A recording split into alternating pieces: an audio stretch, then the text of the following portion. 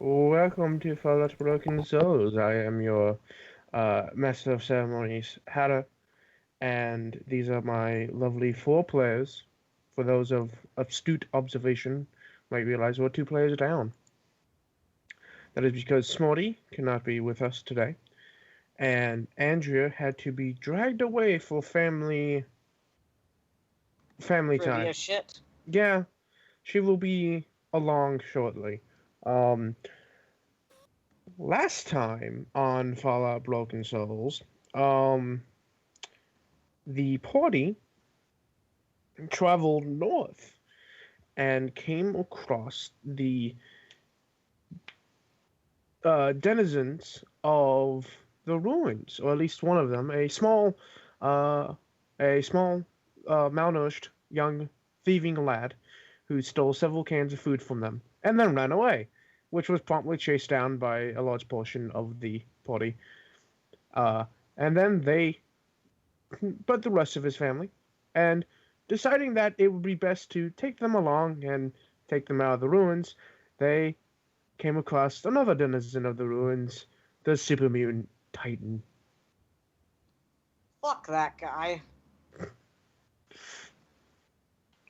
And after hiding away in the building and hoping that he didn't step on them, the party continued to travel north. They came across the observatory and Miss Lady Octave's uh, estate. And then they came across Sigma Labs, where their destination was.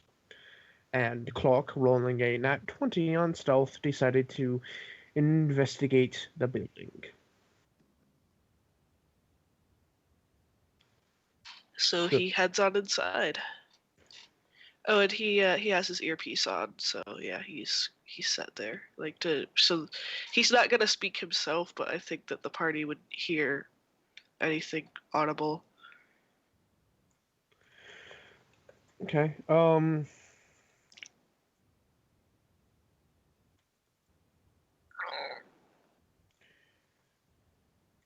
So you enter the warehouse. It is a warehouse. It's basically one large open area with like a few side rooms.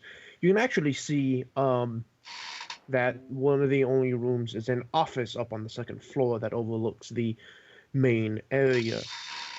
The main area has been split up into I wouldn't call them cages. They best be described as cells. Catwalks above all of them. And you actually can't see into any of the cells because the walls are solid. The only way to do so would have to look through the small glass window in each door. So you also see to the left, going up, is a set of stairs. All right, take the stairs. Okay. As you take the stairs, you're able to look over and you can see into some of the cells that are there, and Excuse me. you can see in some there are skeletons. There's some like very large skeletons. There are some human-sized skeletons. You see several animals, and you are able to.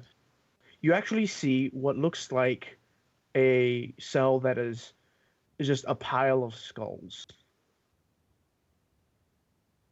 Investigate. Okay, so you go back down. Are you gonna like go on a catwalk, or how are you investigating? Could he? Now, what sort of creature has that many heads? Yeah, he'll head on down, I guess. So you like go along the cells and are able to find the door to this particular cell you're looking at. Every door is heavily reinforced, and the only way to open it is a password-protected terminal built into the wall next to it. If you want to try and hack it, you can. he's going to very quietly whisper, pulse. Like into his ear, like for his earpiece, like to communicate and stuff. What? How do I hack this?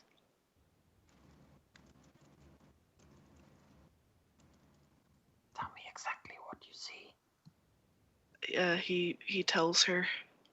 It's basically a hack terminal. Pulse will attempt to walk Clark through hacking. Okay. Clark, what is your science? What's it? Probably garbage, honestly. Yeah, -5. Cool. Roll science with no penalty. All right.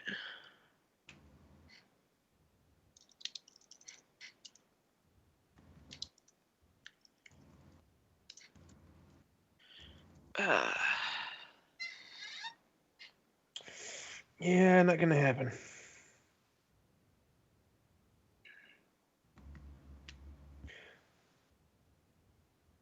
Sorry. An 8 is not good enough to hack this terminal. Mhm. You can look through the tiny window in the door, or you can look over the side of the catwalk above it. But which means you could also jump into the cell if you wanted to, but there's no way out. Yeah, he's not gonna do that. He's not derpy enough to do that. He's derpy, but not that derpy. Just be like, guys, I need your help. Good thing you have earpieces, because otherwise everyone would just be sitting there waiting, like, what's taking Clark so long? Yeah, he's gonna peer over, but he's not gonna jump in. Like, we'll It go look- back and. it looks to be a stack of, like, a pile of 8 to 12 heads, and then much smaller bones just kind of littered around it. There's something weird about the teeth, but aside from that,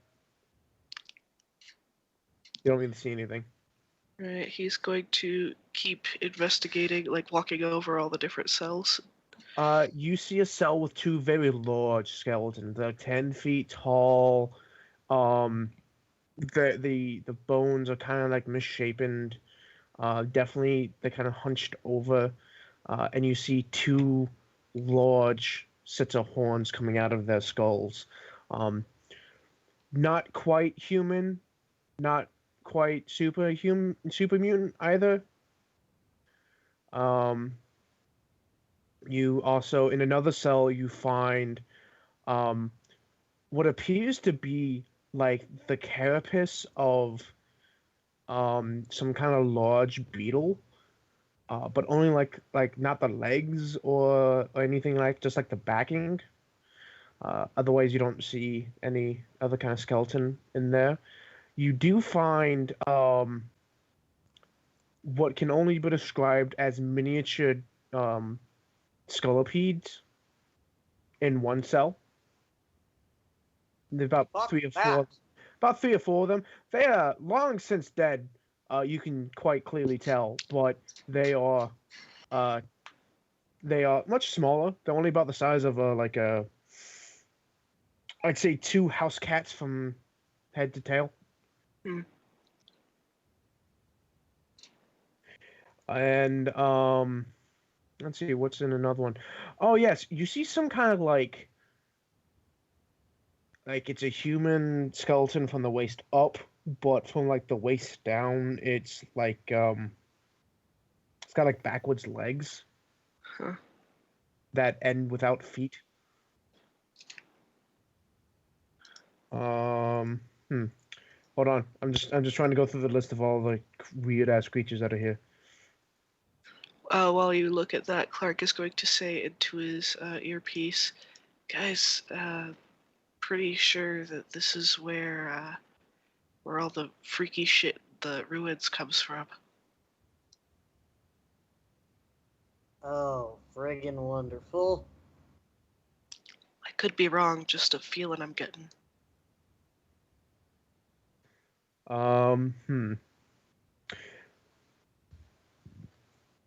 You do see a cell with about 4 or 5 human skeletons in it, wearing what can be best described as raider armor.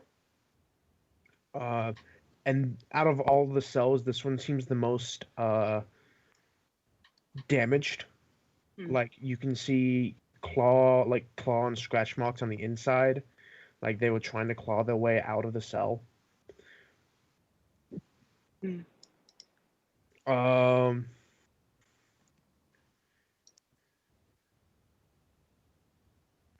I'm trying to. I don't think there's any other weird creatures.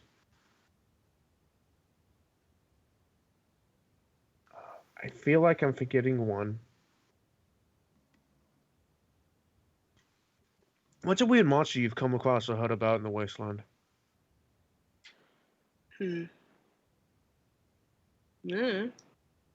Not dragons. Not dragons, no. See, sculopedes, goats. I feel like that's all of them, but I also feel like I'm forgetting one. Anyway, yeah, most of these cells are kind of like that. There's a few that have like a covering to them so that whatever's inside can't escape. Aside from that, though, unless you want to jump down into one of the cells or try your hand at hacking again. He's gonna try to hack into the cell again with Pulse's help with the people with raider armor that were trying to claw their way out. Okay, roll me science with no penalty. 14. I'm gonna be nice and say that passes. Cool. And the only option you have is to open the door. Alright, over the door, head side. Actually, there's this little interesting way to that you can open this door and then the next door won't open. Like there's 2 doors, so that you could drag one of the people that are inside the cell into this space and then close them off. So the things in the cell aren't getting out if you just open the door. And so if you go through that, you can get into the cell. Okay. And you find skeletons with radar armor. Right. He's gonna try to investigate like their armor and stuff like that. How do you mean? I'm trying to think. Ouch. What? Hey, you're just buzzing. Fuck. Is that any better? Yeah, it is. Okay. He's going to see if there's anything peculiar about it. He's gonna see how old this armor is. Oh, it's pretty old. If you could hazard a guess, it's pretty old. There's actually the skeletons are completely decomposed. So the 10 years. Interesting.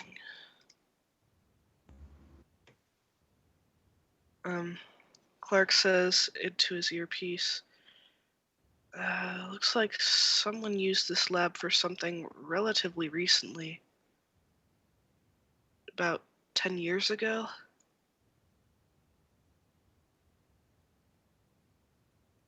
Can you tell what for? I see a few raider bodies here. It could have just been a raid gone wrong. I don't know, Thren. They were trapped in this cell. Oh. That sounds more like experiments. Yeah. I mean, they could have fallen into it, but all of them fall into it? That just seems kind of stupid. Yeah, you're right. I mean, even though they're raiders, yeah, that's something did that on purpose. Yeah, someone locked them in here. Do you want me to check out some of the other bodies and see how old they are, or do you think that's enough info? If I was you, I'd get y'all ass out of there as fast as possible. No, I want to figure out what's going on in here. God damn it, you are a scrawny little wuss boy. I'm invisible.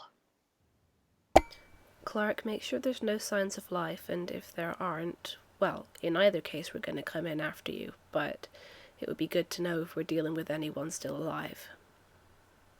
Alright.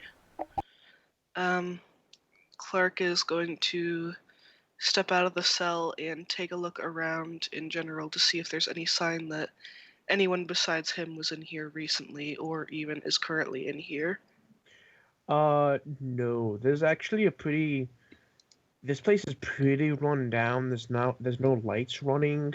You don't even hear the sound of a generator. There's actually a thin layer of dust everywhere. It doesn't look like anything's been moved here in a long time. Yeah, looks so. Like, would you say that the raider skeletons are, the most recent things, like within the last 10 years? Yeah, in that timeline, everything looks about 10 years. All right. And that's just like that's the best guess you have without like getting a really good roll on something. Perception? Did somebody call for an autopsy? Well, Clark says into his earpiece, he says, coast is clear. I don't think anything's in here, so I bet you guys could come in to look too. You haven't checked the office upstairs. Well, wait. Let me have more of a look around though first. I'll let you know. Maybe Thren can figure something out with some of these bodies down here. I'm sorry. It's just the funny thing of show up to a haunted house in the middle of the night and don't search it, but just go to sleep. God. Even we are not that stupid. Clark is never that stupid. Okay, we are that stupid. We're not that non-genre savvy. Yeah, good point. Because you did search the haunted house before you went to sleep in it. Yep. Mm-hmm. So you go upstairs. Yeah. As you go upstairs, you see. You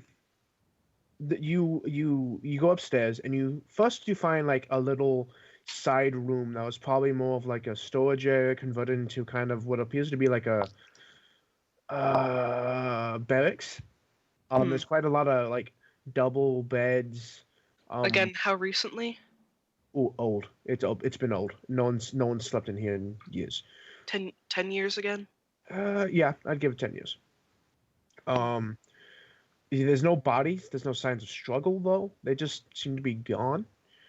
You don't find any supplies either.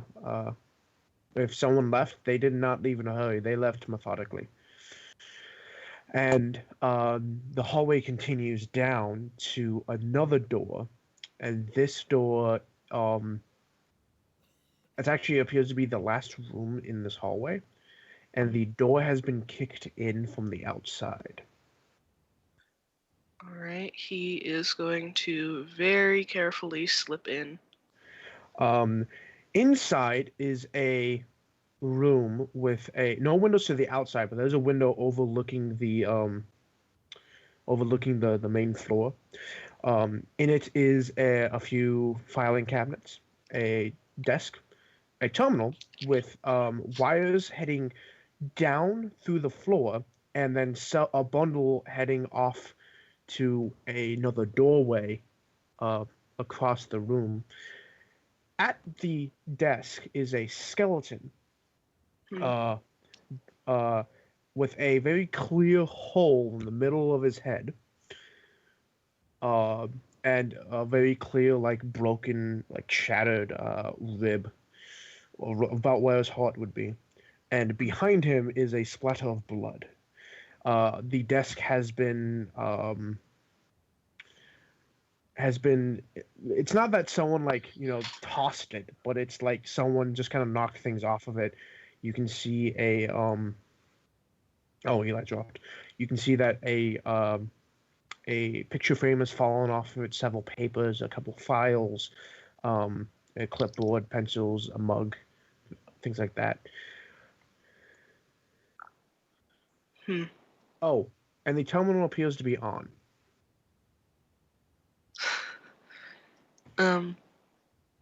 Well, before he looks at the terminal, he's gonna check and see if there's anything interesting in the filing cabinets. Lots of papers. Lots of very intricate, detailed file work of. You're not sure. You're seeing formulas. You're seeing basically like the equivalent of have you ever seen like those really detailed scripts of like people from the 1700s writing like dog breeding stuff? It's like that on some of them. Other ones are mathematics, diagrams like of like not blueprints but like similar to blueprints. You have a list of names. You actually find a folder about expenses. Actually, roll me streetwise. Ah, yes. One of my good skills. Well, decent ones.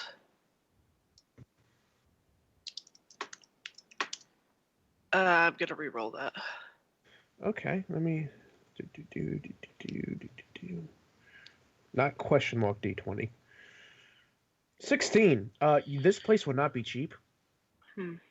If this place at all, if like the barracks was half full, that's probably 20 people. The materials need to build these cells and to keep these creatures maintained, fed, and experimented on would not have been cheap. In fact, like someone was footing this bill, and it's a big one. Like there's the expenses gives about 500,000 caps every 3 months. And the expenses are listed in caps. Yes, the expenses are listed in caps. Interesting. Even though this is a pre-war building, isn't it? The building is, but the structures inside, the cells and the creatures and all this seem post-war. The fortified barricades that you found on the outside and partially on the inside are definitely post-war. All right. Clark is going to take these papers and tuck them first away for safekeeping for someone smarter than him, like Threnody or Pulse, to have a look at when he's out. And he's going to go check the terminal. The terminal is on and actually at a section of logs. It appears this gentleman died while in the middle of writing one. And do you go and read it real quick? Or at least like the last one? Heckin' yes. Cool. There's the thing. The entire page is logs, so just scroll down to the bottom, and that's the one he's currently writing. Well, he might read the whole thing, but we'll that's see. fine. That's fine.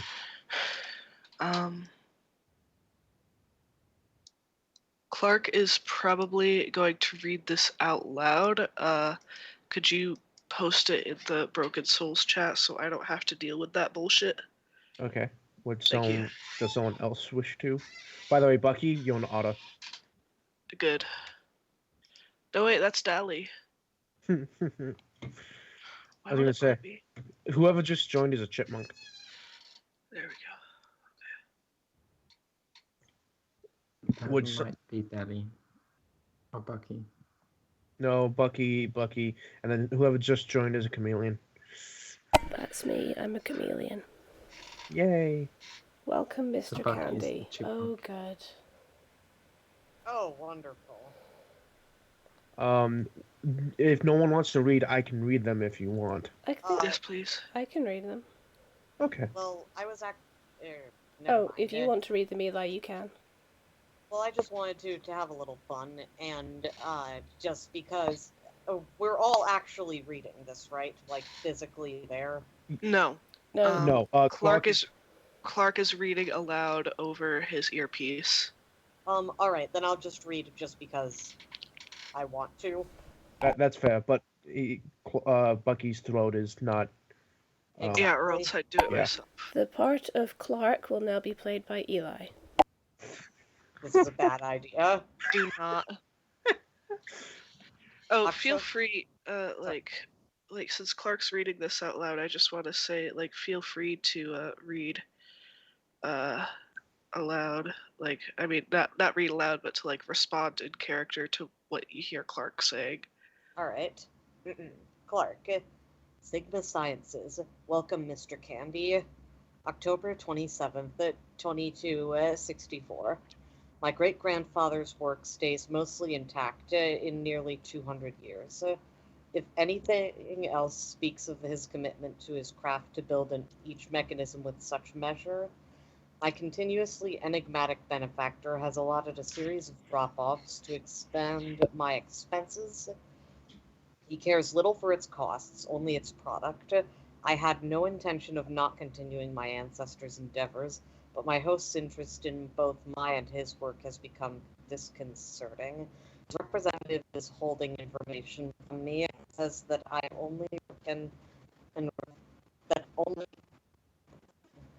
that says only that I can refer to his patron as L.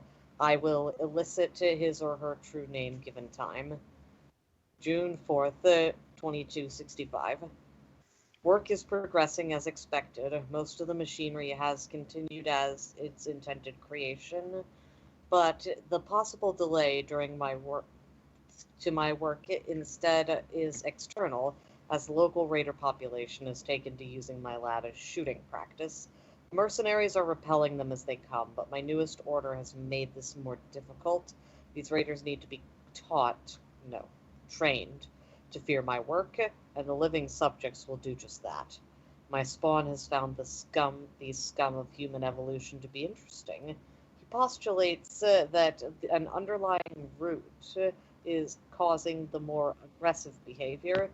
He has no evidence nor reason to expect such a theory. He has been punished accordingly. Also, someone just joined the call. Andrea. Can you hear me? Yes. Yes. Okay, someone kicked me because it's crashed. Hang on, I'll be back. If it would even let me leave. There we go. Do we want to wait for Andrea to come back before continuing? Would you? It's Okay. fine. Cool. All right. Andrea, we're currently reading a terminal labeled Sigma Sciences. Welcome, Mr. Candy. Yep. See that? Oh, great. And I will continue reading, even though my Skype is being a dick butt.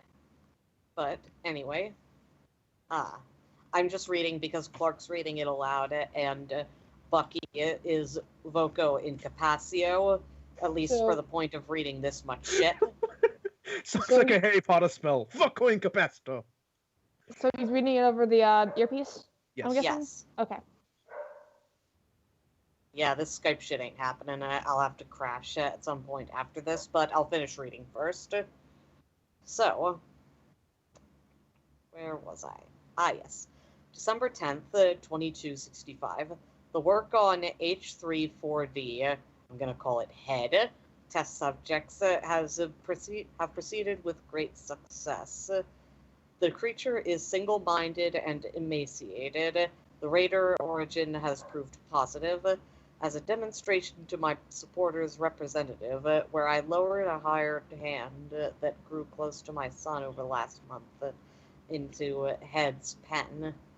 After a determined count, it seemed the original 18 subjects had grown to 26. As the creature has no known reproductive organs, it is unconceivable on how this is possible, but at this rate, it would be possible to drop a crate of 10 in a building of undesirables. I'd give the building a week before the pesticide tents would have to be lowered. Such a crate was sent to L as requested. The remaining 16 will be bolstered to 25 and released to the ruins outside of the lab. The human waste outside will take care of itself. April 19th, 2266. I found Raphael this morning, along with wearing my lab coat. He had taken in his arms an unknown subject. Sorry to interrupt, but Clark pauses at "I found Raphael this morning," and he mutters "fucking figures" before going on. Alright. It seems he used my tools to run his own test. A photo was taken to set in stone the moment he has followed his great-grandfather's steps just as I have. The creature was promptly destroyed, Raphael punished for his ignorance and pride. His teaching will begin in earnest tomorrow. November 22, 2266. Raphael has taken to his lessons quite well. His questions and arrogance are still rampant, but he will learn one way or another. Otherwise, L has increased our spending ending due to my work on the super mutant population that made its way here in lieu of raiders blocking their path. Though the previous subjects already gave us a few expendable super mutants, the influx has been a welcomed addition to our cells. A question was asked by one of the hired help. What would occur if the treatment that caused the super mutant mutation and subsequently the super mutant behemoths happened to them again? There is only one way to answer such a question. Help's contribution will be footnoted. He will not be missed. A postulate: if such creatures as centaurs are formed by placing a dog of wolf descent. January 17, 2267. A postulate: if such creatures as centaurs are formed by placing a dog of wolf descent and a human in a bath of FEV, what would occur if arguably the two most dangerous creatures were placed in a similar bath? Products of such mixed results are mixed results at best. On another note, subject head production has begun to grow exponentially, not unforeseen, but by a factor of 7 instead of the projected 3. To strengthen and stop the loss of more caps to hire more mercenaries, I have had a new security installed. October 16th, 2267. Work has been slowing over the past 8 months. I'm warned that if this continues, my contributor will rescind further help. To counteract this, I have bumped up the time scale on the machine in the other room. This was Candy's greatest work here, and I will continue his legacy. A creature was spotted west of here, not as large as a super mutant, but much larger than a human, covered in dark fur. I will send a unit of mercenaries to capture the creature alive. June 7th, 2268. Things have grown hectic. The mercenaries are whispering, are leaving as the caps are slowing. Raphael has surpassed his studies and taken to working on his own subjects. The machine is not working to protect standards, and the area around the lab has grown more unstable. I will redouble my efforts. I will leave these logs untouched till I have reached peak performance or more desperately need to. May 12th, 2269. Since this conversation with the representative, my ilk has grown brazen. Fear of retribution has done little to quell his repeated undermining of my authority. He has paid more than I ever have to the mercenaries. Their loyalty to only the cap is a threat, and my son's procurement of the capital to fund such expenses was unforeseen. Its source is still unknown, but deduction suggests something far more dire. If my benefactor has favored my son more than my own contributions, then this threat is worse than previously determined. I cannot flee. My work has provided me far too much leverage and cost for me to hand over willingly to my son, who would also see my continued existence as an insult to his own. The answer is clear. Remove the threat and re-enter my host's good graces. I must kill back. After he stops reading that, Clark looks at the skeleton and he says again over the earpiece, Well, I guess that's who killed this motherfucker. He Well, that's started. a question that really didn't need no answering, but goddamn if we didn't answer it anyway. He started young. Sounds like. 69. He would have been 16. That was just a year before he came to the Chandri.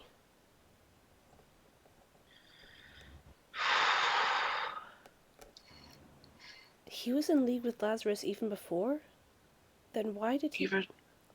Then why bother with us? Lazarus might have told him to. Maybe. Or maybe it was just a pet project.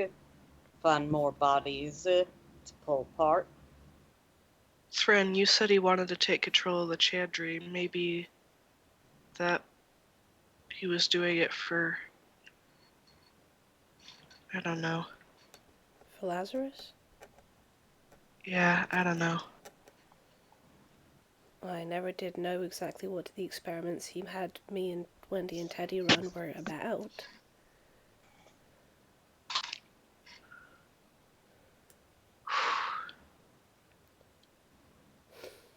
Well, I reckon I gotta guess what them heads is.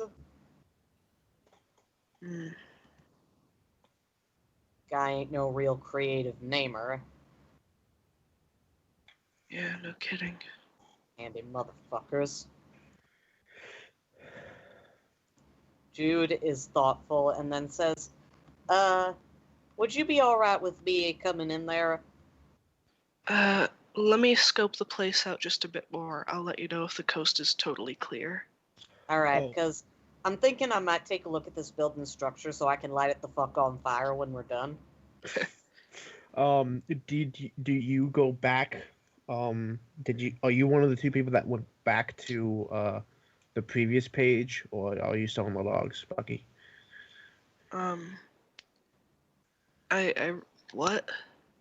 At the bottom, it says back. It is a link, or in this case, in canon, it is a button to go back a page.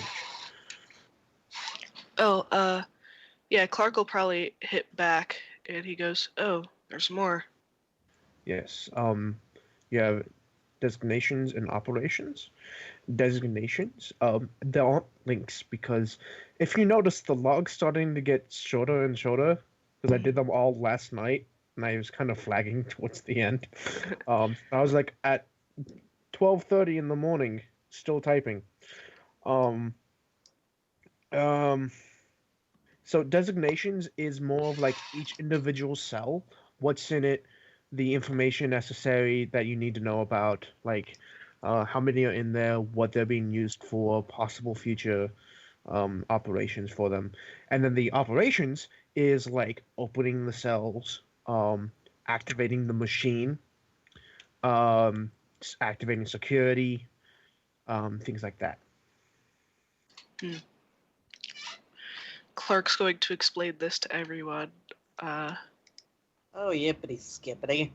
Mm-hmm. That's a new one. Like I said, I'm gonna scope it out more, but I'll let you know when the coast is clear. Thank you, Clark. If you run into any blonde bastards in there, come out and tell Thran.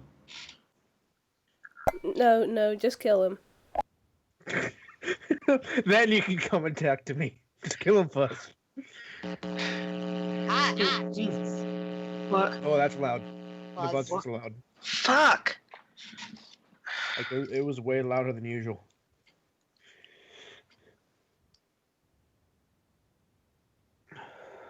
Well, it's silent now. So, what does Clark do?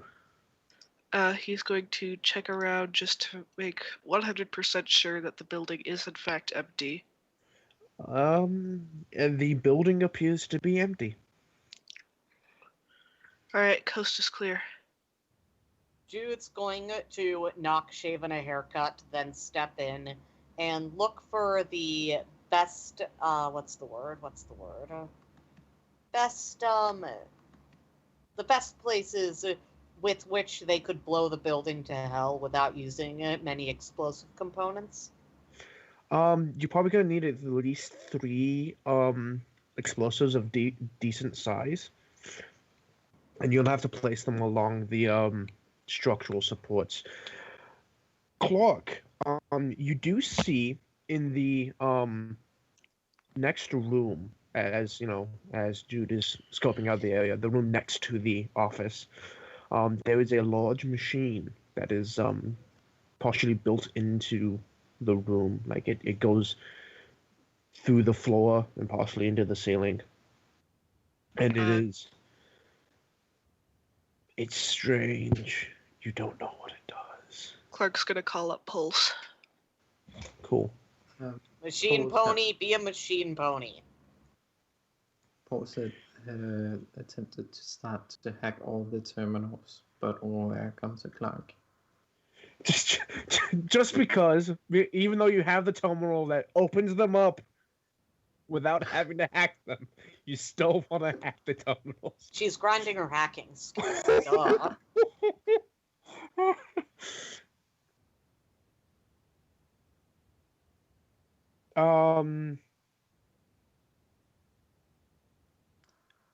So what's up? Roll science.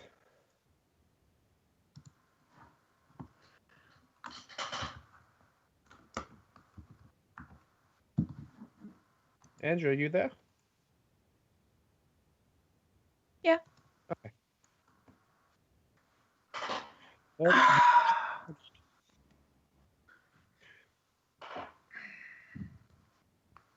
okay, this machine is designed to create creatures.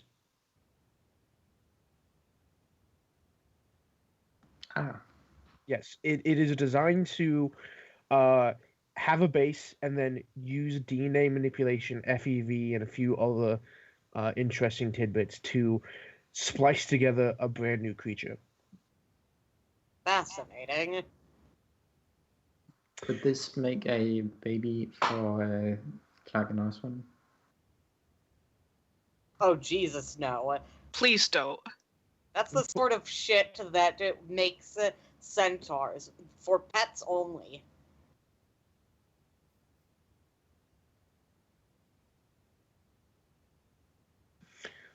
Also, Nat 20, you know that this thing's probably got one last good run in it, and then it's done. But could it be used No. to make? No. That's a terrible. It's a really bad idea. Unless you want it to come out looking like a super mutant from the get-go, it's a really bad idea. Yeah, Does Clark, it if you even automatically- suggest that, Clark, as the baby wanter, is going to say no. Pulse will not suggest that, but does it automatically those creatures with FEV? Sorry, what? Does it automatically those creatures with FEV?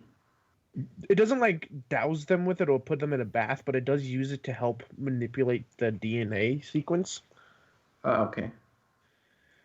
It's FEV based. Okay. Well, I mean, the demons turned out fine. So, Pulse will say, it's Monster Maker, and there's about 1 run left in it.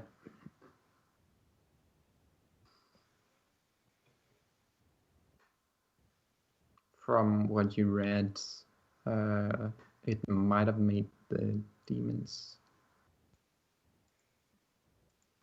So it's not really a monster maker, just I think A genetic splicer?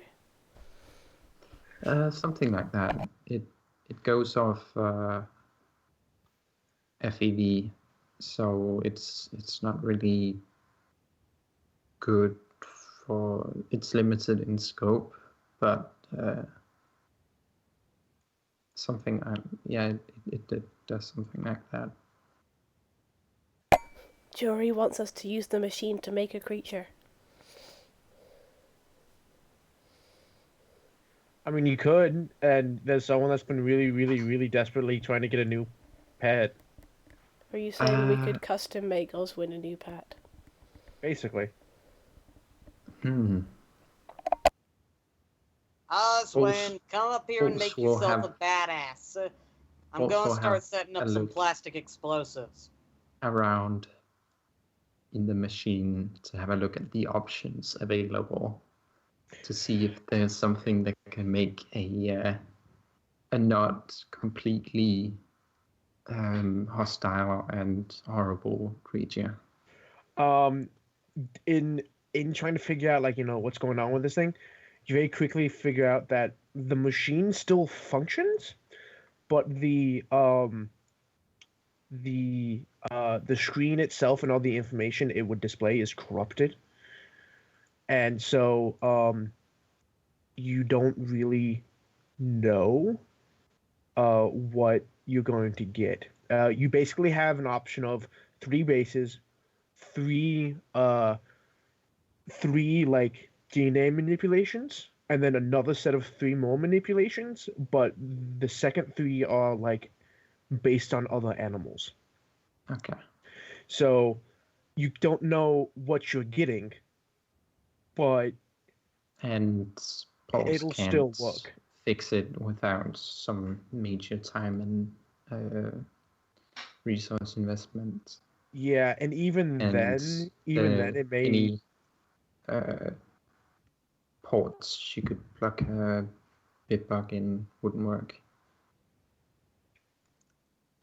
that well, I mean, you can kind of mess around with it, but it's not gonna.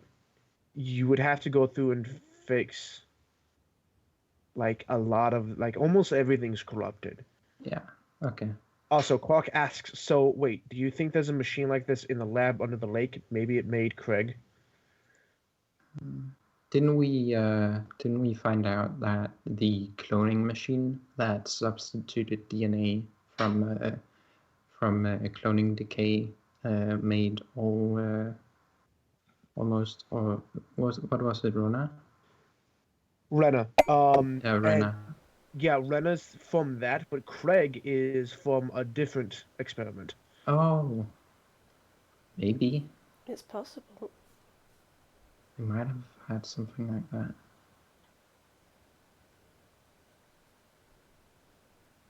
Oh, Pulse, because you got a nat 20 and you're still looking at the information, you do know one other thing. It does need a sample of human DNA. Oh, okay. Folks will say, so basically, without me having a big, spending a lot of time fixing this, probably needing Jude's help, we can make one monster, but we can make one monster out of some a DNA sample of a human. And there are Clark some looks options. at Oswin in her direction. Oswald's just like, I can just use my own. So you're gonna do this? You're gonna create a creature? Probably, maybe not use mine. Oh god, that come out really weird. Clark says, you want to use my DNA, which Oswin responded, I'll just use my own. But then he says, I don't think you understand how much I want to spread my genes everywhere. Oh, Threnody- that's why Threnody you're Cl- not wearing pants all the time. Threnody pats Clark on the shoulder. Oh, we know. We know. Jude just yells, don't jizz in it, Clark. Oh, Claire's gonna be hanging out with you, Jude. Oh, cool. Jude will enlist Claire's help in figuring out how to most efficiently lay out the plastic explosives. Yeah, because she... Also, issue, I don't actually have a number for my explosive components, so I removed 3 fuses from my fuse list because that was the best I could do. That's fine. Yeah, that's fine. So, Osmond, you doing this? Yep. Cool. So you activate the machine. Do you just want to go random, or do you want to try and pick? I'll try to pick. Okay, Also so attempt to help with the Okay. pickings. so the base 1, 2, or 3. Let's go with number 2. Okay. Ooh, this is gonna be fun. Oh, Jesus. Oh no, you don't understand. This is gonna be really fun. Okay. If it's another fucking flamingo. Oh my god!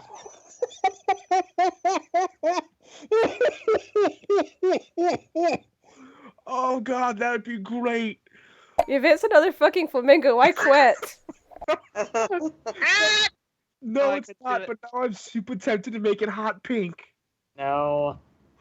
Do not. Babe, no. That's Oh, some Marty's Salmon not even DNA. here, and he said hell no. I love that. Clark's gonna step back and be ready to fight in case things go wrong. Not another Kevin. Not another Kevin. Morty, hell no.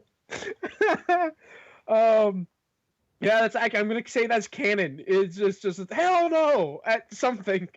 Like, we can say Clark jokes that it's gonna be another Kevin, and Claire just shouts hell no. Okay. So second manipulation. This is not the animal DNA. 1, 2, or 3. Let's go with 3. How do you always get this? I don't know. It's even random, and you still got it. Is Okay. it something to do with a cat? No. But last final DNA thing. This actually has to do with animals. 1, 2, or 3. Let's go 1. Ah, it's not a cat. Damn it. Was cat an option? A feline was an option, yes. Damn it. But instead, this is gonna be fucking weird. Of course it is. Wait. We're making something from a centaur maker. Hold on. Did you just make it? Oh no. What did I Oh, just make? Jesus. Oh, this is gonna be fucking awesome. Oh, fuck. Your idea of awesome is questionable. Is it a griffin? Kevin has his hands on his sword in case. Clark, not Kevin. God damn it. Yeah, Kevin just pulls a sword out of Kevin his has Clark's sword. No. No, he just like pulls out like Frostmourne from like in between his feathers.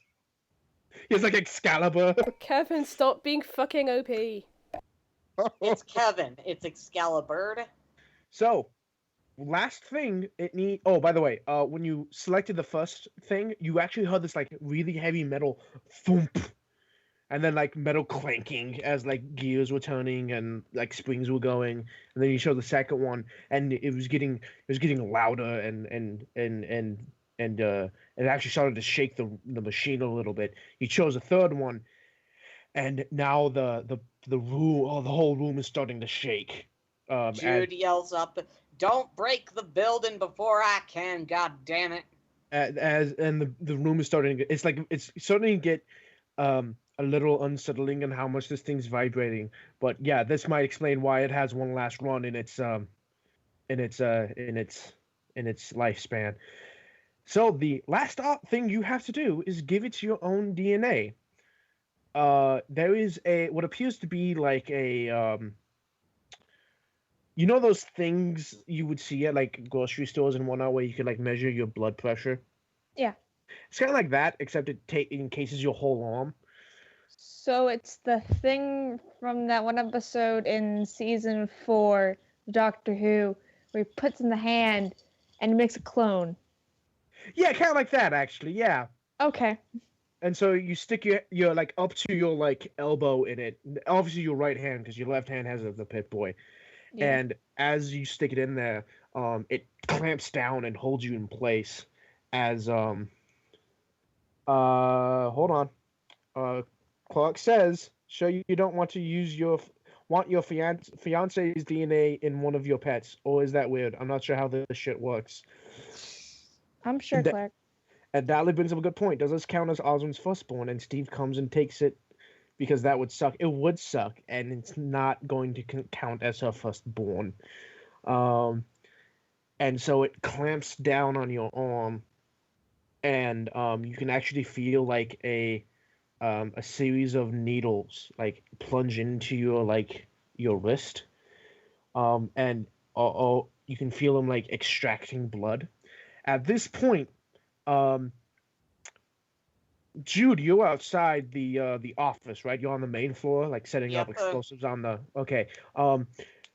A piece of the roof comes off, and Jude's gonna hold their arm out in front of Claire as it does. oh yeah, no, Claire sees, and it's nowhere near you, Of course, but Jude just does it instinctively. and it smashes into one of the cells. Stop blowing holes in it before I can blow a hole in it. And the entire building starts to shake, like the foundation itself is starting to shake. And Claire decides it's best to probably be with Pulse in this situation, so she's gonna run up the stairs, which is a bad idea because the stairs then dislodge from the wall and swing out wildly over the main floor and over the cells. Jude's gonna try and stay below Claire in case she falls. That's fair. Can Paul see this? You can probably hear the metal rending from the concrete and hear Claire probably shouting out. Pulse, catchy also- girlfriend. Paul will run and Okay. try to get Claire to safety. You can make me an athletics check to, as the building is shaking and the stairs are wildly flailing. You need to try and grab onto Claire without causing her much damage. You rolled a 9. Mm-hmm. I'm gonna say you can get her, but not without a complication. Oh, So as you grab her, probably she's probably like has her hands up, and you grab her by the hands, and you fly away. The stairs whip off to the side and like hook her ankle, and you can just hear this like pop as like It doesn't really seem fair to me to have something fuck up Claire while Smarty's not here. So could the complication maybe be on Pulse's end? Okay, yeah, please. I'm fine with that. Let's say that a piece of the ceiling has fallen because I was expecting like Threndy to run out and heal up Claire quickly anyway. But yeah, let's say the piece of the roof falls, and as you're like carting her away, it hits your wing, and Mm-hmm.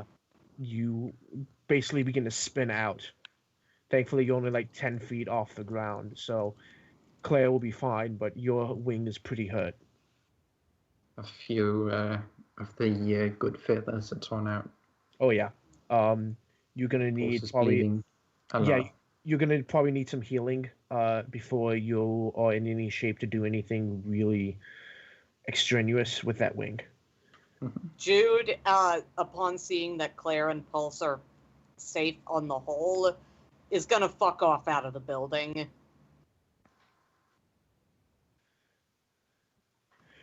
You're leaving the building? Yes. That's probably the safest bet. Jude has shockingly become a little bit of a coward, but the way I justify this is Jude's thinking is, shit, if I am gonna do this whole trying to stay alive thing, I'm not gonna fuck about with it. Fair enough. Fair enough. So, Claire is going to be helping Pulse up off the floor, and is probably going to shout to Threnody that she needs help.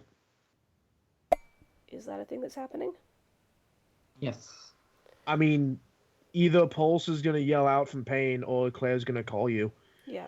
So, Then Threndy's gonna run over and help them. you're gonna have to like climb down. You can probably have to shimmy down like a pipe on the side of the wall to get down off the second floor. Okay. But you can make it. And so that leaves Clark and Oswin in the room. So hold on. Smarty, that's funny. Sorry, I was just reading chat. Clark is holding Oswin's hand and being protective. Oh, that's sweet. The machine is still clamped down on your arm. It seems to have stopped taking a blood sample, but it won't let go of your arm yet, and the room is continuing to shake. Uh, in fact, it is beginning to shake so bad that from the other room you can see a one of the beams that was keeping the roof up fall and slam into the floor of the office and just like break out the floor, and the desk kind of slides and then tumbles out as the skeleton goes with it, and the chair, and falls onto the floor below.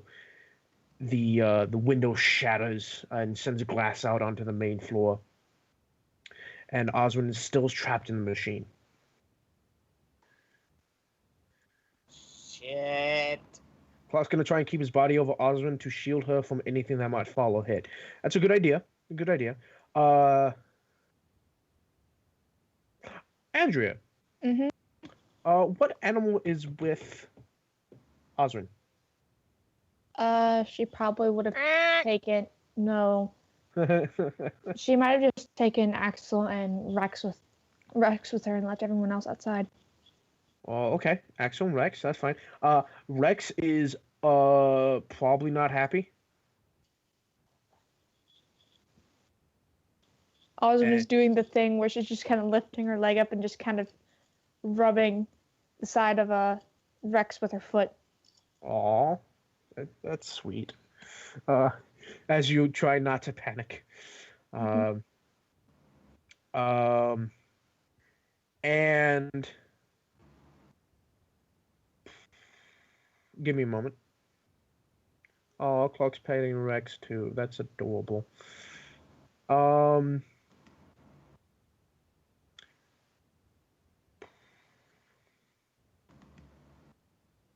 one moment.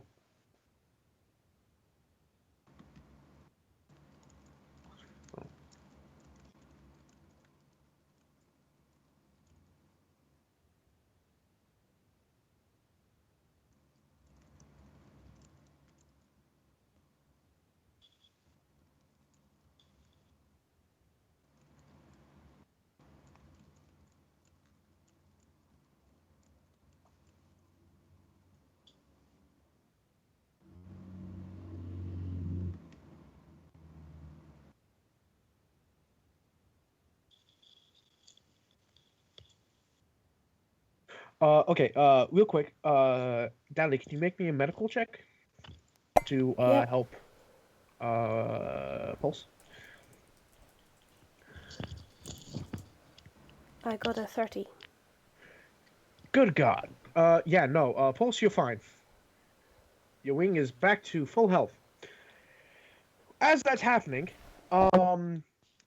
the machine dings, and the entire building continues to shake. A little like glass door slides up, and inside of it you see an egg about the size of a soccer ball. Um, that's like elongated like an actual egg, and it's dark green in color with like one moment. I was about to say, is it yellow with green spots, or blue and red triangles and off-white? Togepi, no. It's it's got like black spots just kind of speckled around it at random. Aside from that, though, it is just a large egg, and the machine lets go of Oswin's arm as the building continues to shake.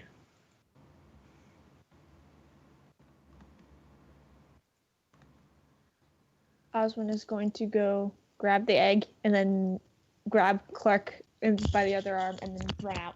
Or Clark can do it. As you're grabbing, this situation upstairs is happening. Downstairs, you can hear the sounds of like a metal door grating across concrete as something like moves. And from off on like the other side of the warehouse, you can see a red light appear. And it's starting to move. Like it's not spinning, but it's like moving, and you can hear structural integrity detected as like a deep booming voice, and you can hear like the crunching of metal as something moves across the concrete. Can Pulse see this with their special eyes? Yeah, there's something with a lot of power coming from that direction. Does it look like the circuitry of a robot? Like the what? The circuitry. The circuitry of a robot? Yes, it does. Can Pulse identify what robot it is? Actually, you won't have to because as it rounds a corner, it's a big fucker. Yes, it is a sentry bot. Oh shit. I'm glad Jude's outside. Shall we go? It sees you. Goes, intruder's detected, and jettisons itself forward at you. It's got a decent amount of distance between you and it, so you can easily dodge out of the way. But in doing so, it's going to slam into a pillar that's in its way that happened to have a block of explosives attached to it. Oh, fuck me. And as it slams into it, the pillar breaks, the C4 explodes, a big fireball happens, and it continues forward. And actually, I suspect all of you dodge out of the way. Yes. Okay, I just making sure. I don't know. Maybe one of you wants to lay down and take it. I mean, those of us who are downstairs with the robot are Pulse, Claire, and Threnody, right? Yes, Jude's outside. Do we have eyes on Oswin and Clark, or can we not see them because we're on a different floor? They're on a different floor, so you can't see them. Okay, then Threnody yells into her earpiece, "Clark, Oswin, are you getting clear?" We're coming. And it explodes. The sentry bot continues to jettison past you out. It slams into the big metal door of the warehouse and crunches it like a piece of paper as it jettisons out into the street outside. Jude, you can see this thing now as it just folds its giant door in half. Jude sees it, stares at it, and said, "I put that C4 there for a reason, jackass." While that's happening, upstairs, the entire room, the entire section of rooms, like the machine room, the office, and the barracks, all tilt about 30 degrees to the right.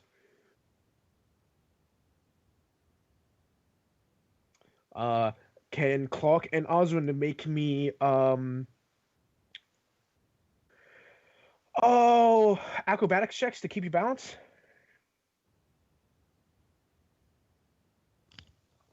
Or agility? Agility, I can... hang on. Let me check my agility. I'll take my chances with agility.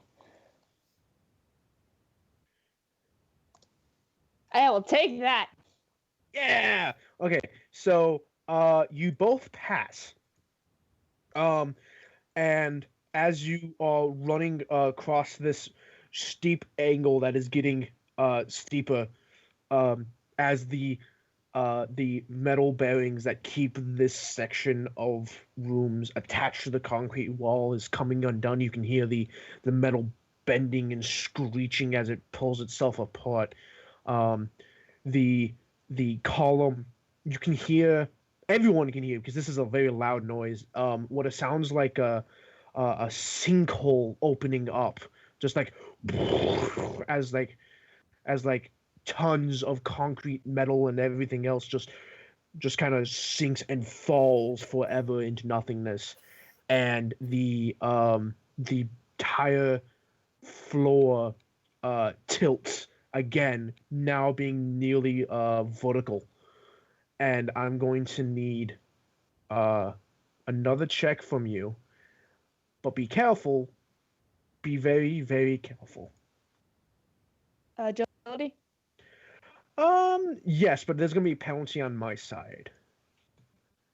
Oh. Oh no! Oh no! Okay, here's what I'm gonna say. Here's what I'm gonna do something really nice. One of you can pass. Clark. You want Clark to pass? Okay.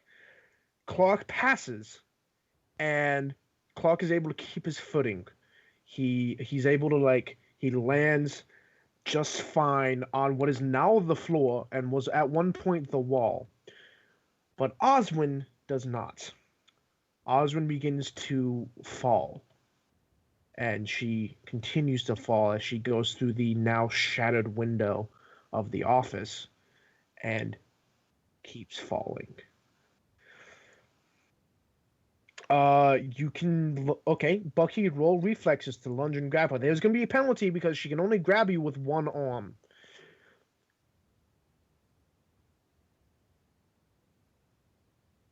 Oh no.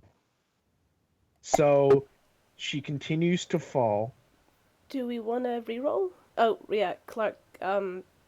Clark, you don't have to re-roll. You don't have to. He says, Oh. and you fail.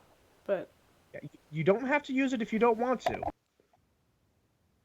Do you still want to roll it or no? the question is Oswin going to die? I'm going to. Clark's first question is the egg gonna be safe? And Oswin.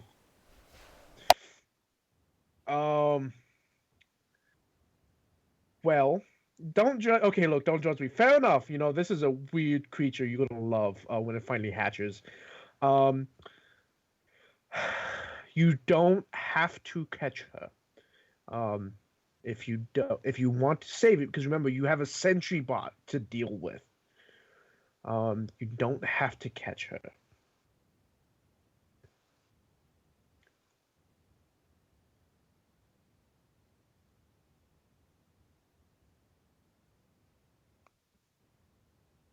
Okay.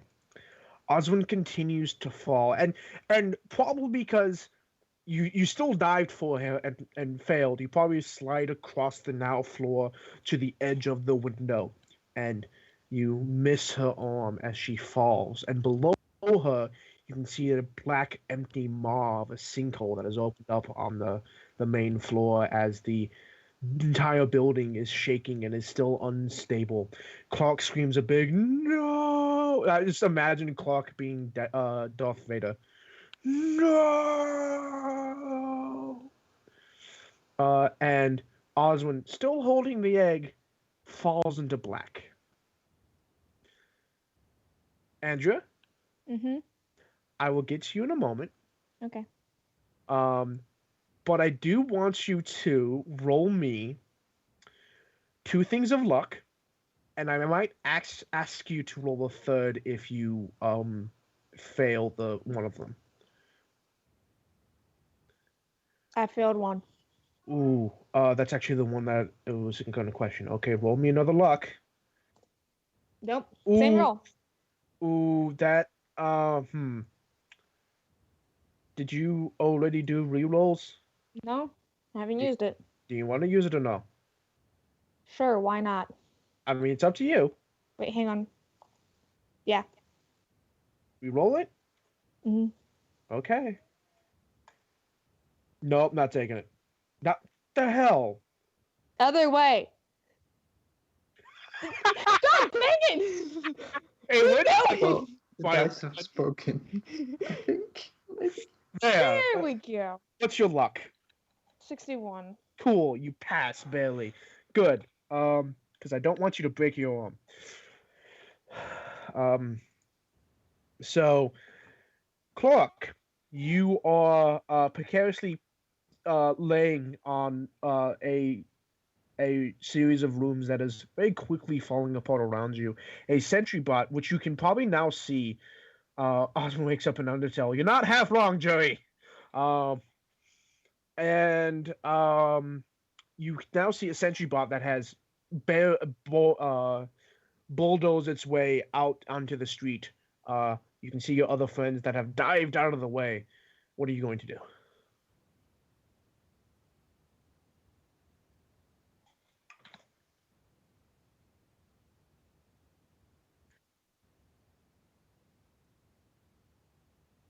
You can use through the window to go through the window.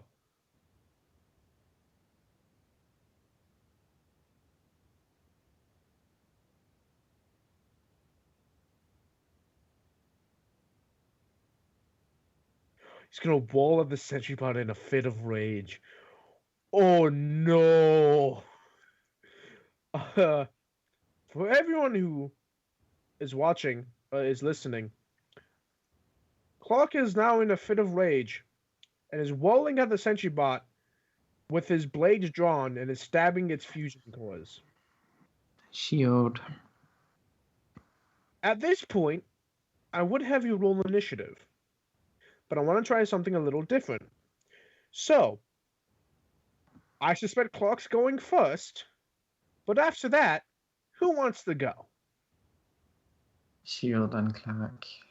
Yeah, I mean, can Pulse do that action just as a preemptive, or does that have to be part of the... Well, we can say that Pulse goes first. And Yeah, after sure. Pulse, I'd kind of like to go because Jude's right outside with it. So, Pulse, Jude. Bucky, do you have any particular place that you want to be in the order? Well, I mean, I can see, like, Pulse going first to get the shield on Clark, but, I mean, Clark is right next to it. Yeah, okay, so let's say Pulse, Clark, and then Jude. So Thren goes Unless, last. Unless Thren wants to go before Jude. Not if Jude wants to go first. Okay. And then I'm gonna say Claire will go after Thren. Just so it's in the initiative. So that means he goes there and there. Cool. Cool.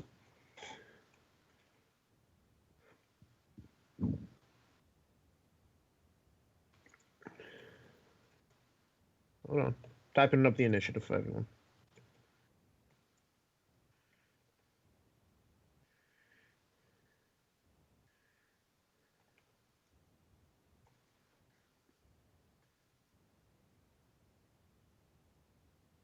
Oh yeah, the shield gives 16 AR. MAR. No, Bucky, it's totally fine. I get it. Clark's mad. And no, I have no doubt in my mind he's gonna tear this sentry bot a new one. But it's gonna be one hell of a fight. Because you're going melee with a sentry bot. There we go.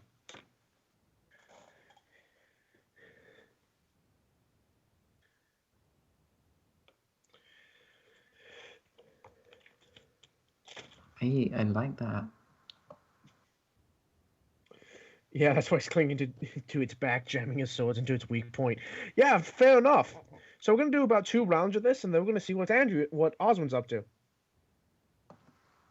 I like that you gave it more than one place in the initiative. Well, because it's a good way to have a single enemy encounter, but without losing up on actions. Well, sentry bots also have multiple ways to attack, and they're fast. They're fast for as big as they are. So instead of having 2 attacks turn, he gets 1 attack twice around. So, Pulse, it is your turn. You put a shield on Clark, yes? Yes, and Pulse will fly upwards. Okay, Clark, you have plus 16 AR. Oh, this is gonna Magic suck. AR. Ma- Aha. magic AR. And in this case, it's science AR.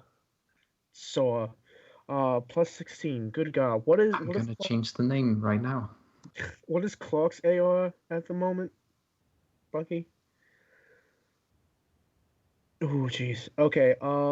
Aside from that, Ellen, was there anything else you wanted to do? No, she's done her thing and moved. Clark? So 29. The Clark's AR is 29. Oh. Well, I hope the sentry bot's fun for you to destroy. Clark, it is your turn. You're gonna be stabbing the hell out of it with your swords. So, go ahead and roll to hit. Yep, roll to hit with both. Oh, by the way, are any of them electric damage, Clark? I think Claire might have had the electric sword. Yes. Oh, Clark also has an electric sword. If it's yeah, so go ahead and roll to hit. Oh no. That 9's gonna hit. That 5 won't.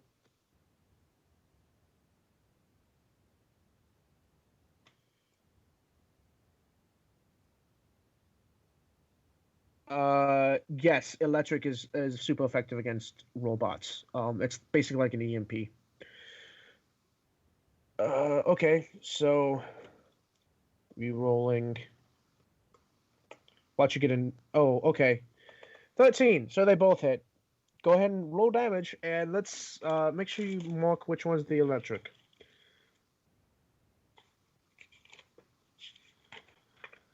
This is gonna suck.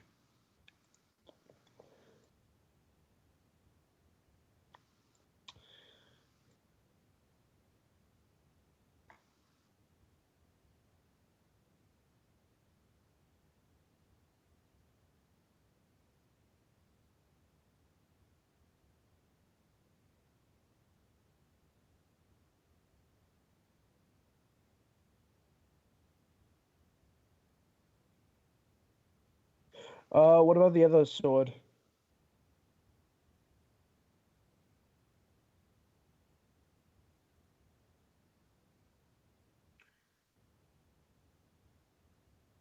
No.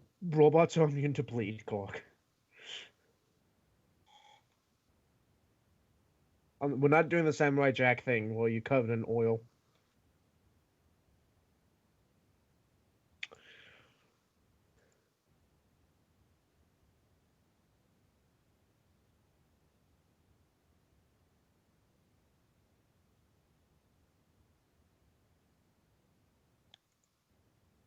Oh, that nose bore. Oh.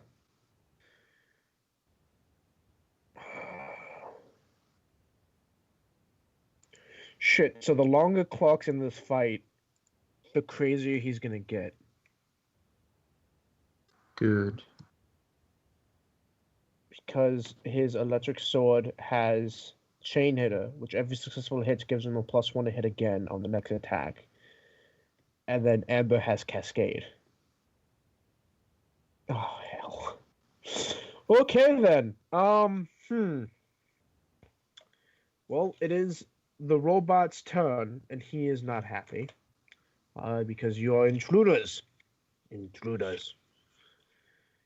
And he is going to take up his arm that you would usually have a rocket launcher. And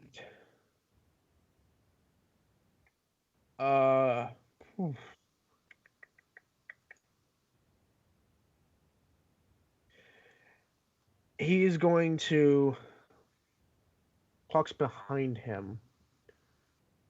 But this is his. Okay, cool. So I need Jude, Trinity, and Claire, which I'll roll for her, to roll and red. I need to roll for red. To roll me athletics? No, reflex. Roll me reflex.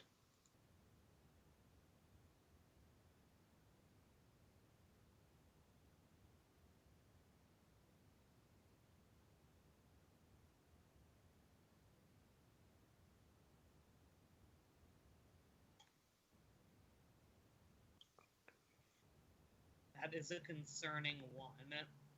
Yup. He's gonna be smarting. He's smarting. Um. Okay. So his big metal right arm swings around and swings in front of him in an arc, and this spray of flames comes out, and it goes out a good 10 feet in front of him in every direction. And oh Jesus.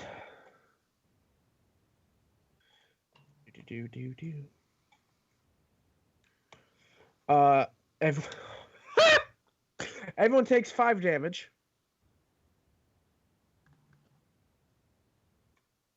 Not pulse. Nope, because you're flying, remember? Okay.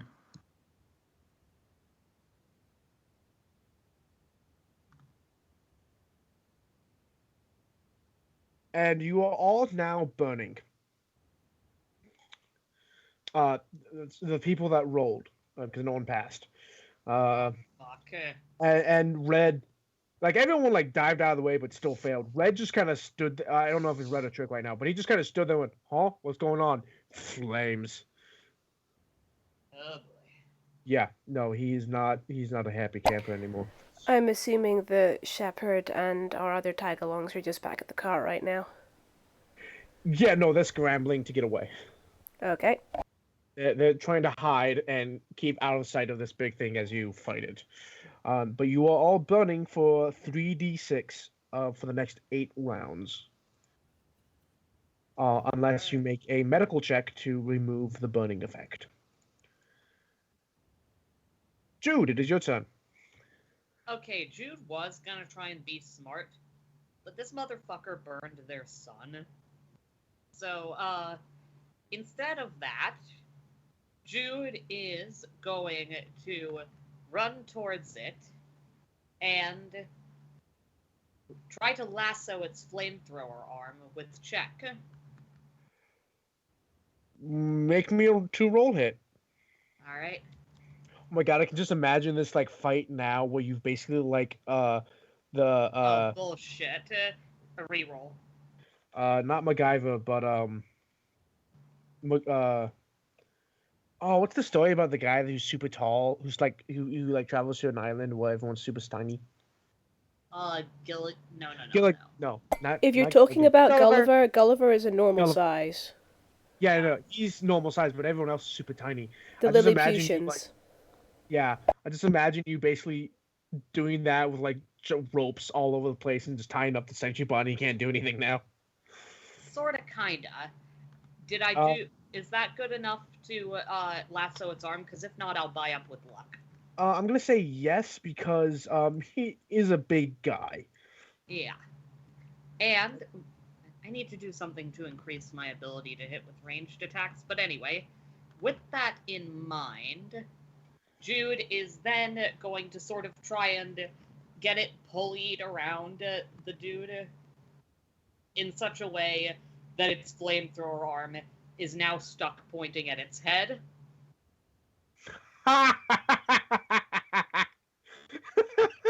Okay. Make me a strength contest with this thing. All right. Next round I'm gonna make you do the same thing, and if you succeed in both of them, his flamethrower is gonna be pointed directly at his face. Oh, shit. Oh no. That is some crap. I am willing to buy that down with luck. What's this douchebag's strength? I'm gonna say Reroll. Well, what is Jude's strength? Jude's strength is 70. 70. Ooh. Reroll. It'd be nice to say this guy's strength is a 90 instead of 100. You're re-rolling. Which one are you re-rolling, Claire? I mean, Ellen. Dudes, because the other one is perfectly average. I'm not taking that because it's too close. I'll take that. What did you say it was? It was 70? Yeah. How much luck would I need to buy that down to a victory? Well, he's beating you by 40. Also, So any attempts to break out of this to break free of the rope, get a -50. Oh shit. So you're gonna have to spend 36 to get it down. I'm willing to do that. Thank you. Okay, cool. Next round we'll do the same thing, and if you pass that, basically that flamethrower is unusable, always gonna hit himself. All right. Renedy, it is your turn. I would like to use Expert Physician. Once per day, you may remove all negative effects from any amount of targets. Threnody is going to cure every one of their burns. That's Threnody. Damn, I forgot you have that. Thank you. Serenity gets a bucket of water. Yes, Threnody somehow. Fire Aw. hose. Fire hose. No. I just imagine she like whips out like this. You can say no to this, but she's like, I imagine she whips out Devil's Advocate, aims it at a fire hydrant, and just pulls the trigger, and it explodes into water, and everyone's fine. You know what? Yeah, that's exactly what she does. I was about to say, I wouldn't be surprised if we actually just randomly had a bucket of water in the cart. A bucket of water that's been sitting there for weeks for this exact occasion. Yep. If Still, that the to pay fire out the hyd- cart. The fire hydrant thing kicks ass. I just like the idea of like Finn just like, oh fuck you, Devil's Advocate, boom. It's the Indiana Jones scene. Yeah, basically. Except with a fire hydrant instead of a dude with a sword. So, now it's the Sentry's second turn. And because he already used the flamethrower this round, he can't use it again. That's my rule on this. He is going to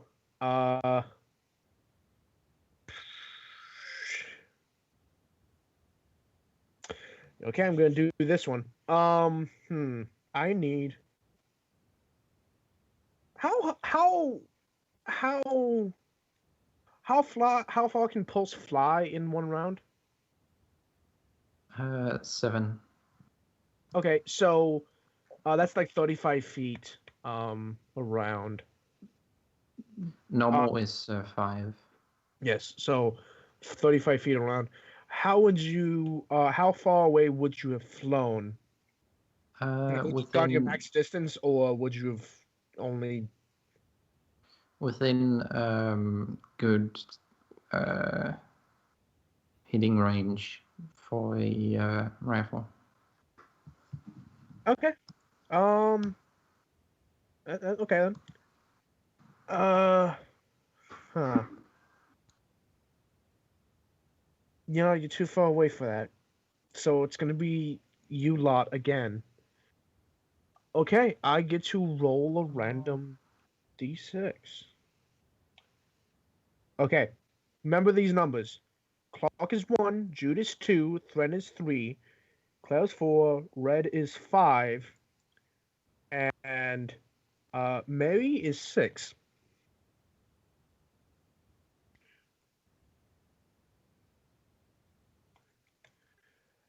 Okay, so 5, 3, and 6. That me. Hello. Yes. And also, if memory serves, Claire and Mary.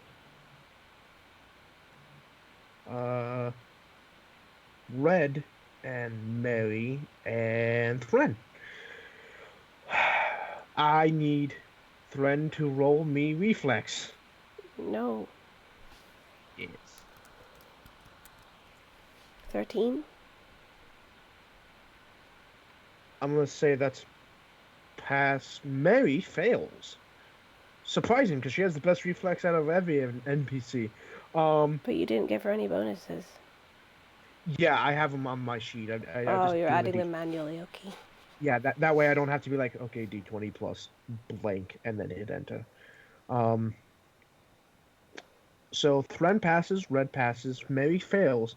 So the sentry bot brings up his other arm, and it looks kind of like a whale ray rifle, but not quite.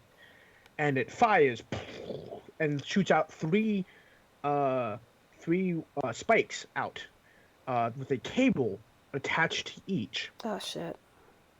And you Right. dive out of the way and it into the concrete, and Red dives out of the way and into the concrete. Mary gets hit Very gonna have a right bad time. right in the arm, and a string of electricity down the cable, and she screams out as her body just kind of walks, and then she goes limp. She's going to take 3d6 damage. 12, she takes 12 damage, and she is stunned for at least skeleton noises. She's stunned for She's one having a round. bad time. She's stunned for 1 round. Wow. Good. D6, and she's stunned for 1 round. Okay. So, Claire. Claire is to hit is +9. And I'm gonna be nice. I'm gonna say that Smarty gets a reroll in this situation and would choose to reroll. Is that okay with everyone? As long as he gets it back when he I'm fine comes with that. next session. Because otherwise, Claire just rolled on that one. It's 12. He's a big guy. That's a hit. I love it. Yeah, he's pretty easy to hit. He's a big guy. It's just he has health out the ass. 12 for That makes me very glad. 12d4. 29 damage. Sweet. Oh yeah, and Claire shoots twice. Yep. That is just under her crit range. Thank God. That is still a hit. So 34 damage. Well, that's a nice even round number. So, is someone having a bad time? How did Smarty know? Because Ellen said skeleton noises. But I didn't. Okay, Smarty gets the joke better than I do. Claire's killing a sentry bot. Well, sentry bot's not dead yet. Red is going to, now that he's no longer on fire, he's going to run to the court and jump onto the court and then jump onto the top of the court. And I'm going to say that's his turn as he fiddles with something. It's Mary's turn. And she crit twice. But she's stunned. Oh, that's right. Thank you, Dally, for reminding me. She's stunned. So she got out of her stun. A stun's gone, but that's her turn. Pulse, it is your turn. We're Pulse back to the top of will- the initiative order. Pulse will bring out the stun gun. The stun gun. Yes, the stun gun. It does 2d8 plus 2d8 lightning. What does that mean? It's going to do 2d8. Like, what's the weapon? It's plasma. It's a plasma weapon, which is, Mhm. I believe I said the plasma is a lightning damage anyway. Yeah. So basically, you're just doing 48. Okay, I'm gonna change that then.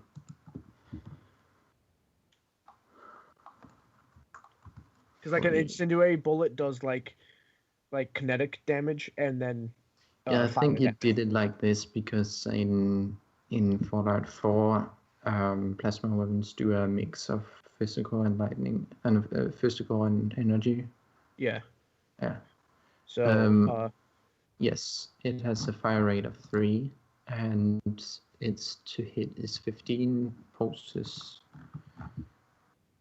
corners is 5. Yes. Oh, so you have to get higher than a 10. Roll it.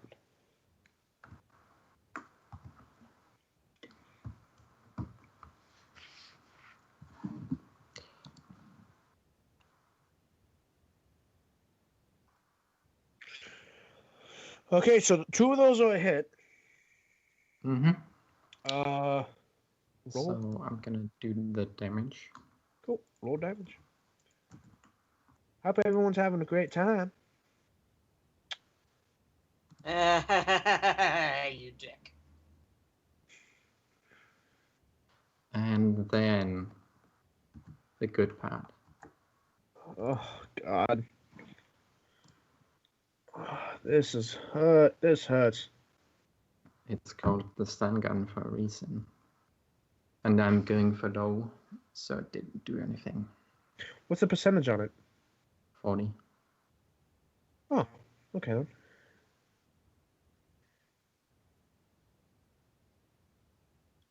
Whew. He's taking some damage. Clark. Same second verse, same as the first. Yup. You do get a bonus to hit with your with your Chinese officer sword, and Amber does deal 1 die more of damage. So go ahead and roll to hit. Oh no! Wait, had a because it was so big, would Pulse have gotten a bonus to hit? Yes, I believe that's So that 14. Shit. I'll just roll the things. Yes, thank you. Just go ahead and roll the damage for that one. Thank you for reminding me. That stuns. So he's stunned for 1 round. Mm-hmm. DC 18 health check to Oh no! not just 1 round. It's save. 1 moment, Bucky.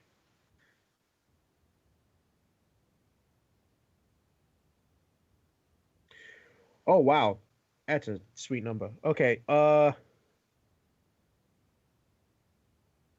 yeah, it's just not good enough. He's probably so angry that he's not even really paying attention on him actually hitting. He's just swinging wildly.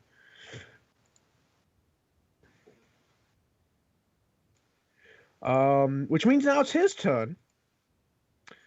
Clark, you're on his back. Jude, you're holding onto him with a rope. Yep. It's a new round, so you can use the stun baton thing again, but I don't want to be one trick pony. So he is going to. Oh no, he's stunned. Damn it. Make a health check. Yep. He gets a bonus, and he fails. Well, I wasn't gonna do this yet. No, I'll wait for next round. I'll wait for his next turn to do that. Jude, Yeah. your turn. Okay. So to Oh work. fuck, he's stunned. Yep.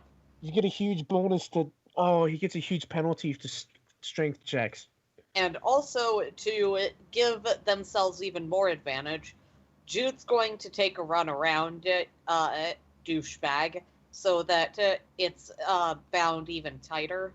Are you Star Warsing A New Hope this? Yeah, a little bit. Okay then. Roll me a strength check. That's probably the only time Jude can. What the fuck? Oh boy. He passes, but he doesn't pass by much. Well, I mean, he does pass. It's basically. Okay, so what's your strength again? 70.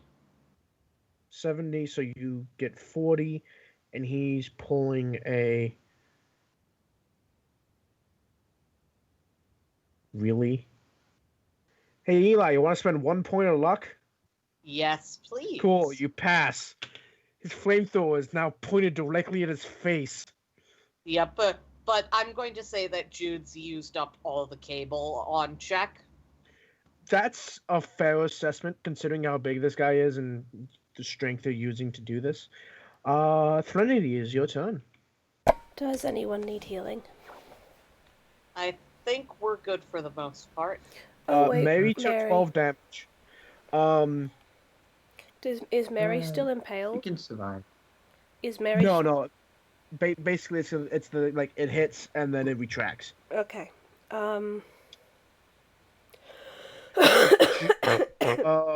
Everyone I think Jude, Ren, Claire, Red, and Mary took 5 fire damage, and then Mary took an additional 12 electric damage. So Yeah, but she's also like level 15, so she has a ton of health. Okay, basically, Probably. putting aside levels for a second, how does Mary look? Does she look like she needs help? She looks hurt. She's taken a chunk of damage, and she's also stunned. Well, Oh she's no, not stunned the stun. anymore. Yeah, the stun has been removed. Actually, yes. But yeah, she's taken a decent chunk of damage. Okay, Threnody has, basically the reason that she asked Mary to come with was to protect her, so she's going to protect her. She's going to heal her. So I'm going to use heal 3. Aww. That's sweet of Trinity's you. good. Cool. Good. Okay. Also might maybe be a little up on that. Okay, so I'm sorry, not with it. Heal 3, 3d10, plus my health. So okay, that's 31 plus 60%. So what's... I can do the math for you. Thank you. So whatever 60% of 31 is, plus 31. And I have it and not need it, I think. So she overheals.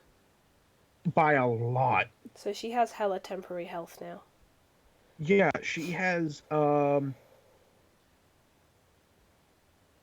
32 temporary health on top of her max health. Wow.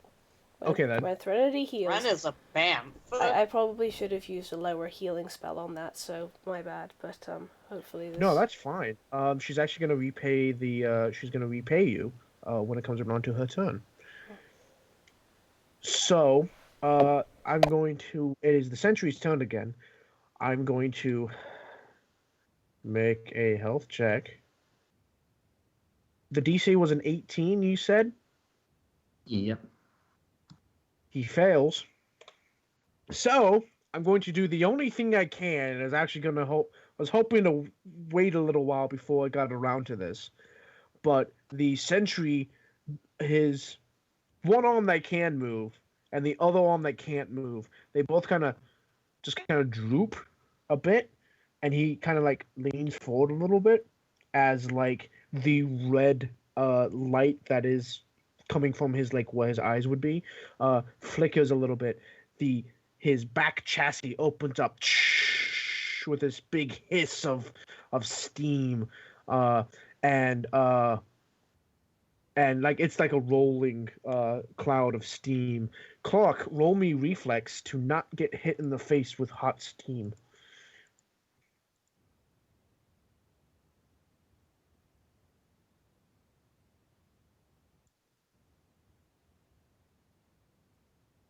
Oh no.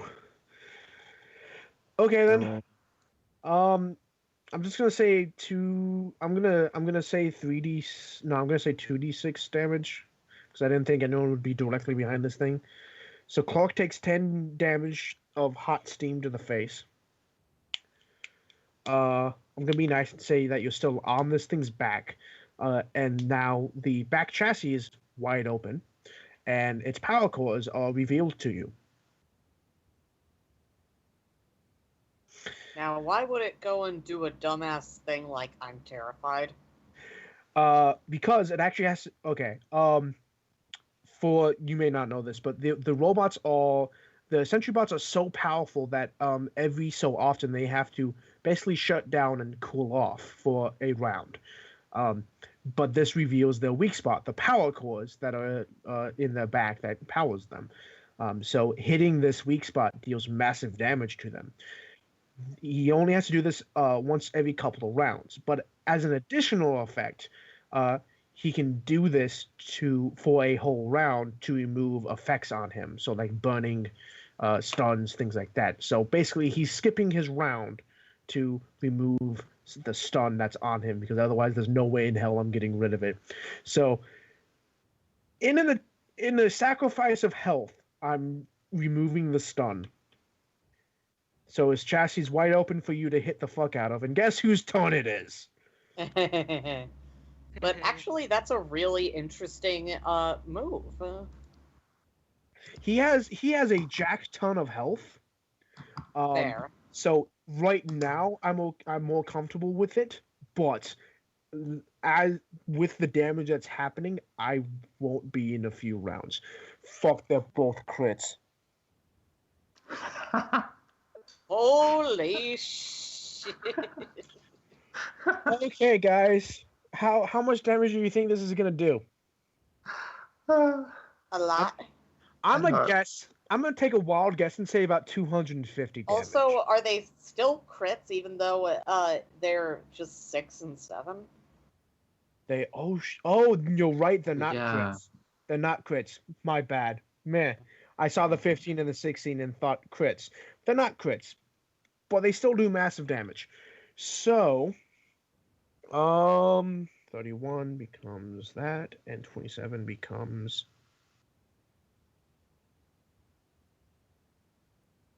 that. Wow. Oh Jesus, this thing's not. Ooh, this thing's dying faster than I expected. Paul's gonna say out loud. Smarty says, "Rip its call out, Kalima." Paul's is gonna say, "Damn, wish I had some pulse grenades." Red actually. You go on. No, go ahead. Jude probably wouldn't have been able to hear her anyway. Possibly. Red will. Pulse would have yelled. Either way, though, I'll get to that on my turn. Yes.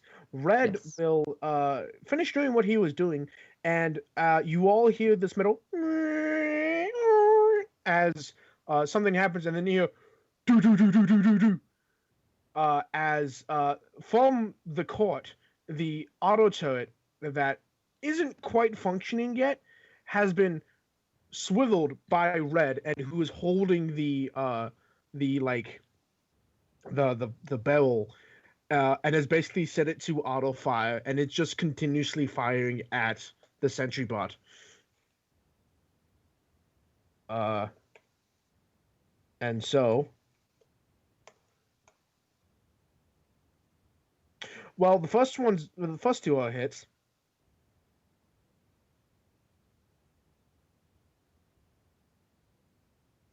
And he takes a bunch of damage to the face.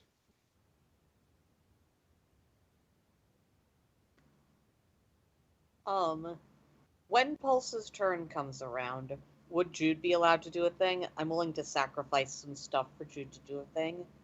Well, you'll have to tell me what it is. In the meantime, it's Mary's turn, and then we're gonna see what happens to Oswin. All right. But Good. I want to know what happened to Oswin. yes, Mary's gonna go first, and she is going to repay the massive amount of temporary health you just gave Mary, and she is going to. Okay.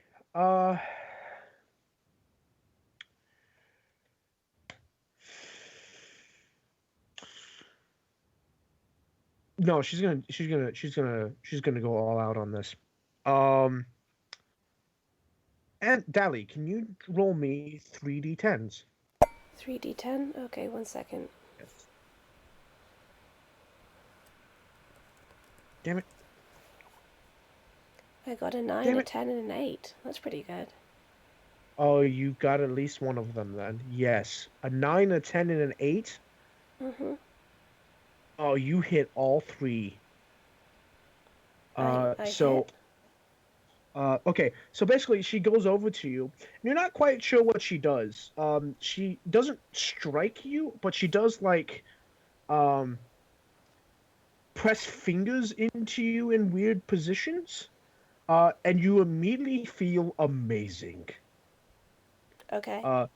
Let me put it this way: you're going to get a plus 6 to all D20 rolls, a plus 30 to all D100 rolls, and plus 50% to the results of any of those. So if you're dealing damage, Wow. plus 50%. If you're healing, plus 50%.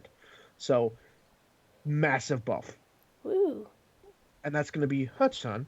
She just looks at her with complete surprise. Yep. She is. Also, just for the record, you say she does something with her fingers and then Threnody feels amazing. Shut Oh up. Jesus! Sorry, it's just too easy.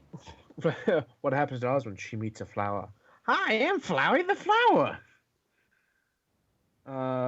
You're welcome. You're new to the wasteland, ain't you? So as this fight is taking just it's an all-out brawl with this thing, and it's not dead yet. Um, the camera pans down beneath the earth, and it goes down quite a ways, and in utter darkness. No, not utter darkness. In Osmond,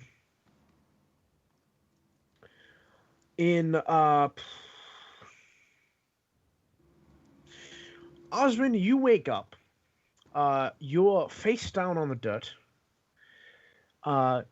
In the crook of one arm, on your right arm, more than likely, is the egg, and your left arm is out off to your side, and something heavy is laying on it, and you feel a warmth against you, as if you were laying and the sun was beating down on you. Slowly just kind of turns head. A wooden post, a very thick wooden post has landed directly on your pit boy, and it is on fire. Immediately pulls it out and starts shaking it, trying to put it out. Not the pit boy. The post is on fire. Oh. If you try and pull the pit boy out, though, it's a heavy post. You're gonna need to roll me a strength check to try and yank it out. The strength is a 60. Let's try to see if I can do this. The fire is almost against your skin, and you just feel warm, and you're able to lift up the post and pull your arm to the side. Your pit boy is mostly okay, except for a crack down the screen. And one of the knobs seems to have been knocked off. Still got the repair kit though. You have a pit boy repair? Yeah, but in the cart. Yeah, exactly. Don't have it on me. Yeah. 1 sec.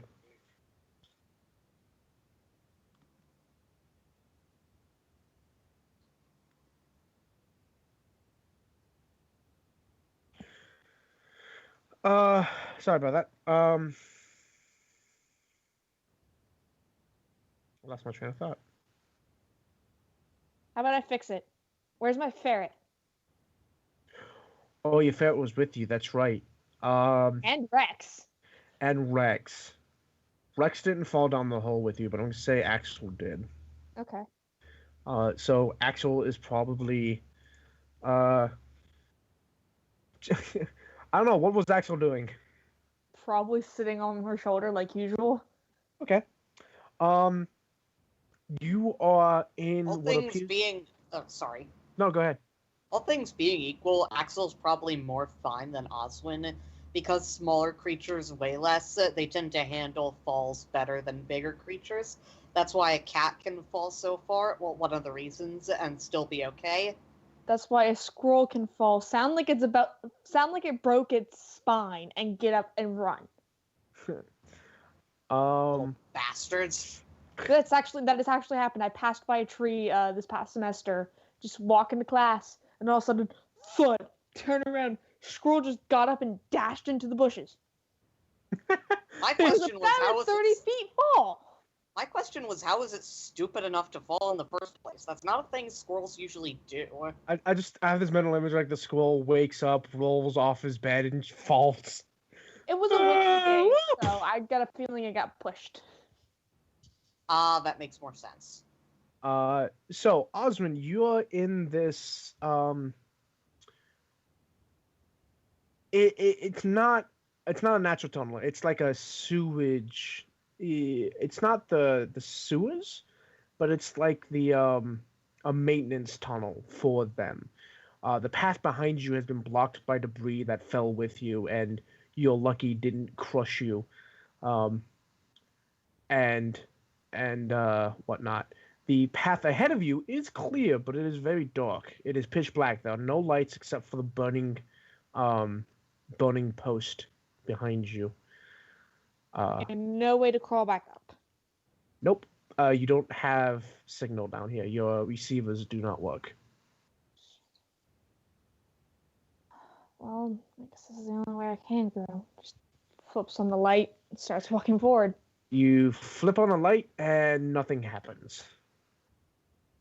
God damn it. Could have been worse. Your Pip-Boy is mostly functional, but the light doesn't work.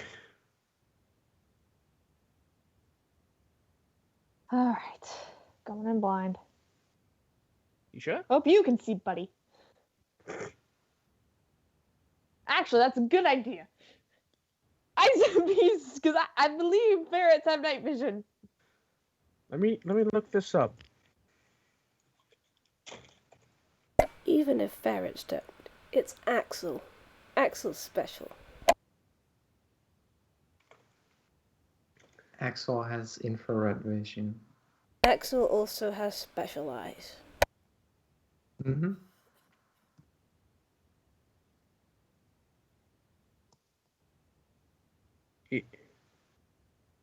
I'm looking this up.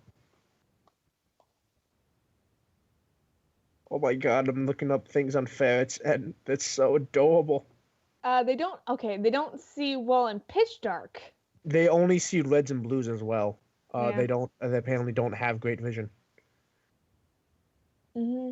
They don't have good vision. Huh. But So this is a ferret.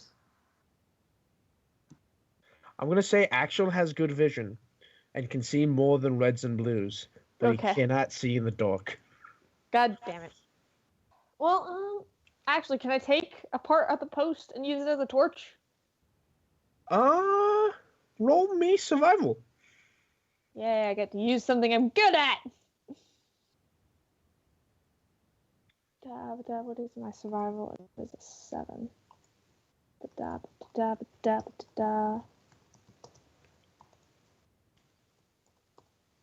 That would so help if Numlock was on. Huh? You're able to fashion this crude torch out of like a stick and maybe some like spare cloth you have on you or you found in the debris, and you're able to light it on fire and make a rudimentary torch. It won't last you like a good long while, but it'll last you more than 0 minutes. Yeah. And Like you the can... torches in Darkest Dungeon. Yes! Freaky, yes! Don't last me like half a hallway, god damn it. You if you want true misery, name all of your people after people you know. I haven't done that yet. What was I just doing? I think I'm on Andrea 2 at this point. Thanks. Well, I'm pretty sure I'm on Eli 3 as well. Well, if you Oh, wanted wow. that, all you had to do was ask. I think I'm stuck on the necromancer. I'm still have to go and beat the necromancer. Yeah. Also, is Anyway. it bad that one of my first thoughts whenever naming things is things like implying I or fuck it, or because you could do things like fuck it did da da da da da, or implying I learned to use confusion or whatever. Oh, okay. Anyway, so you can continue down your path. Mm-hmm. You adventure. The path is relatively narrow and it's pretty confined, and it's dark. And so going down a ways and then taking a turn, you come across this expanse of like a vertical tunnel or vertical shaft that is about 20 feet across, and there are a series of pipes going up and down and across in every which direction. Down below you, you can't see into the dark of where this goes, and you can't see into the dark above you to see where it comes from. A catwalk once came through here, but the middle section has fallen, so there's about a 15-foot gap between one end of the catwalk and the other. The only remnants of it are pipes that would follow it above and below, in the same direction. But aside from that, there's nothing. How do you get across? Is it sturdy or? The pipes? Yeah. The pipes below you are thin, and you're not sure if they would be able to take your weight. The pipes above you are about 10 feet above you, so you can't exactly reach up and touch them. And there's a gap that I can't cross. There's a 15-foot gap. You could try a running leap, but I'm not sure how effective that would be.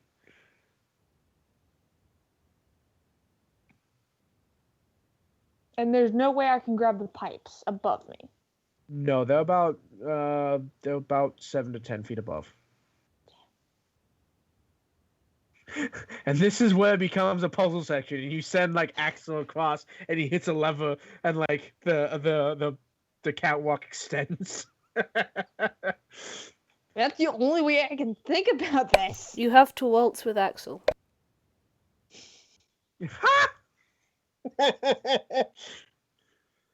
That is literally the only way I can think about getting across.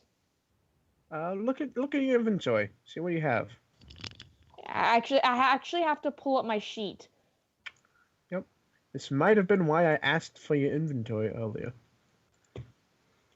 Did I leave the rope in there? No, I didn't leave the rope in there. There's my sheet. If it'll open. Okay,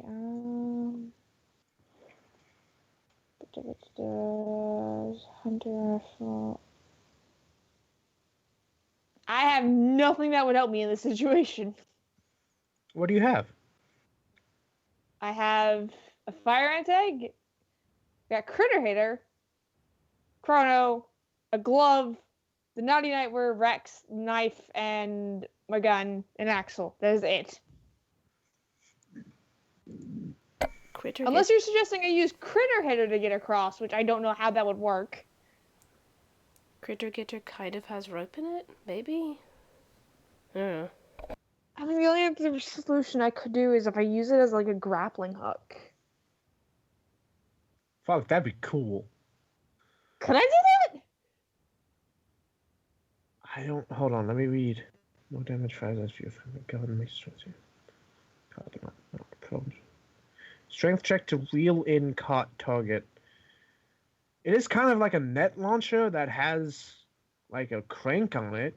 Yeah, I'm not sure how that would work, and that's all I've got. I don't have anything else. Okay, hold on. How Everything else I put in the cart sheet. I mean, that means you have rope. It does mean I have rope, yes, but it's kind of attached. I mean, I guess you could disassemble critter hitter. That I don't know. Take a That knife or something. feels weird. Yeah, Bucky says it could work. Shoot it at something it catches. Reel in the rope attached to the net. Will pull on you instead of pulling it towards you. That's the only thing I can think of that would work. If it would work.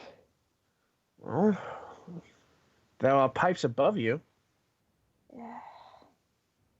I mean, it's my best shot. Let's give it a try. Okay, roll me to hit. It's not going to be a hard target. Oh yeah, well, I still get a +10. Or not +10, a +9. Jesus. That's a crit. Oh, Is it a crit? fuck. Is it? No, it's not. It's not 17. It's not a crit. No. Okay, cool. So you're gonna shoot Critigator up at the pipes above you, and the net goes out and wraps around the pipe. And I guess you give it a tug. What's your luck? 61. 61. I'm gonna roll me 100-sided die over here.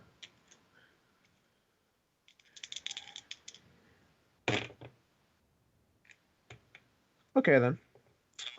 So you tug on it a bit, and it seems stable. Just gonna kind of like make sure I've got enough room. I'm gonna try to make a running jump. Using this thing as like a swing. Yep. It is. Oh jeez. It is an Oswin. Oswin is tiny. Ah, that's fair. Roll Okay. me athletics. Ah. Feel like this is an athletic kind of thing. Yeah.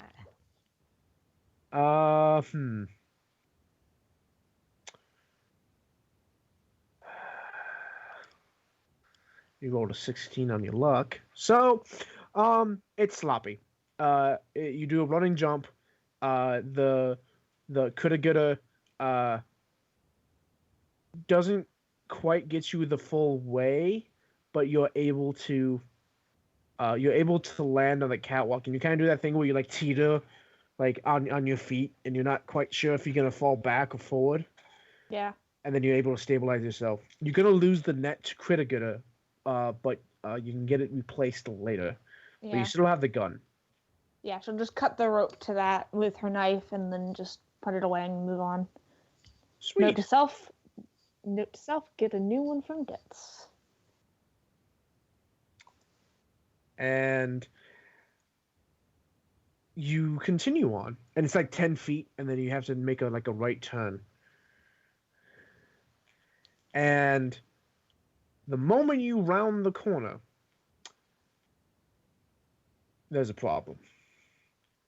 Because not 10 feet from you, nomming on something that was once meat, or is now currently meat, is a albino rad scorpion.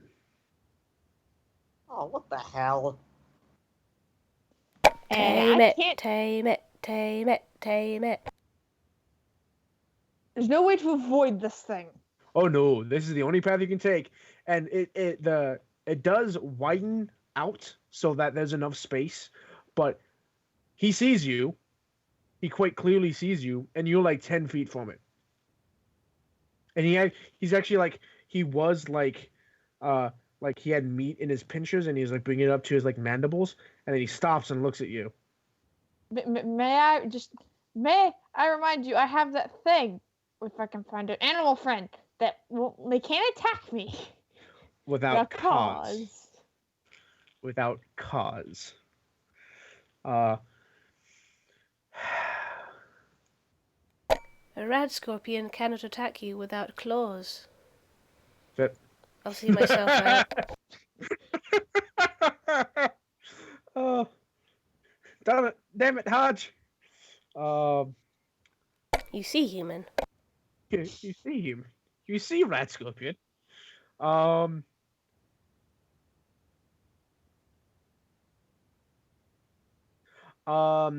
Game mechanics, yes. Osmond could tame the Rad Scorpion, except for he's quite large. Which is the downside of everything. Yeah.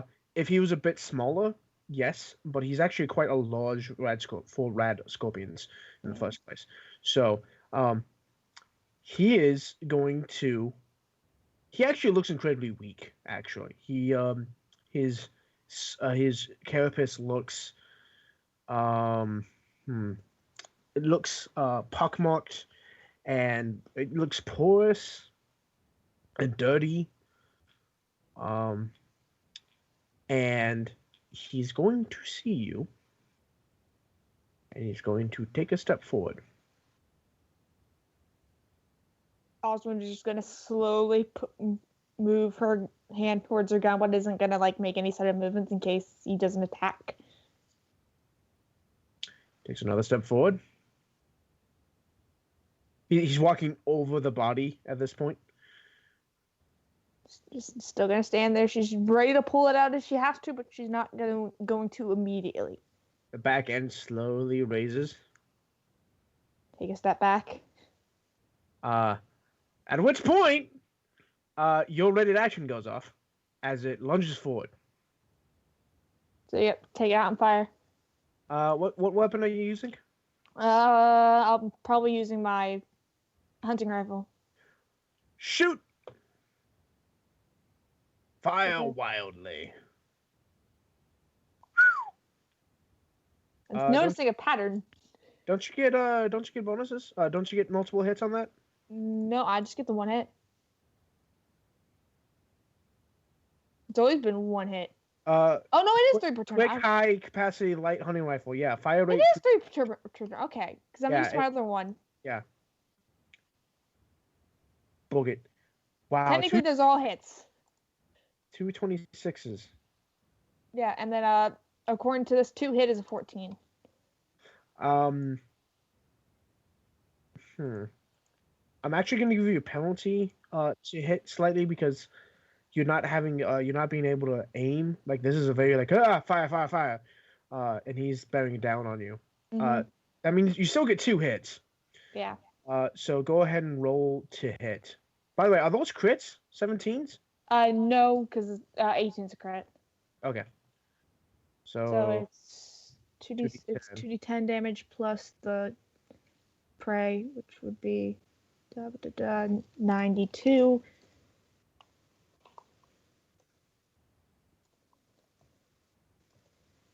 Oh, I totally forgot to ask. Yeah, How are you holding everything? my bag. Oh, so the egg's in the bag?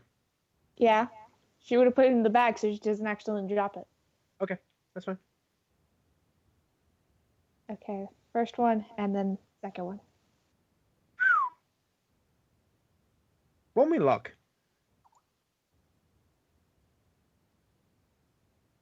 Yeah. You want to take my reroll?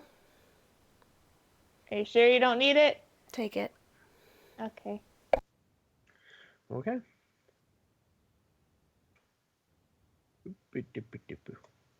$22. Okay. Yeah, that's a scorpion. Actually, but this one's much larger. Mhm. So you fire. You probably get like good shots around its. Oh, maybe I completely forgot. This gives me low light vision. Ha! I completely forgot. I believe that's when you're looking through the scope. I think so. Yes. Yeah, it's probably like when you're looking through the scope, which would have been kind of awkward to do, but I guess you could have, but you still have a torch. Yeah. Which actually makes all of this much better because so you fire and you get it around the face, but your second one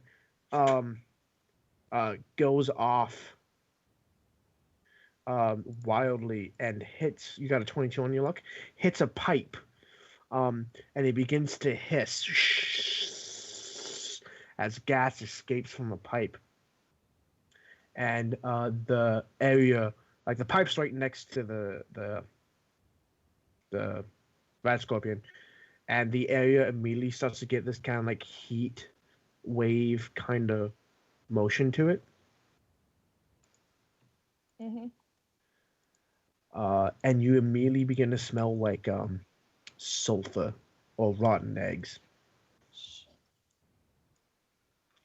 Can I dive behind it so I'm out of the way of the gas? Question: what happened to your torch? Because you have to have you're using She- 2 hands to fire this thing, I right? probably dropped it. Cool. So roll me reflex again. Nat 20! Nat 20. Okay.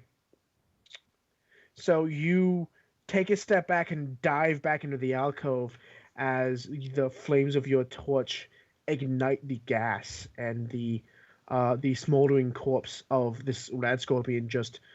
Well, let me actually roll just to be safe. Yes, the smoldering corpse of the red scorpion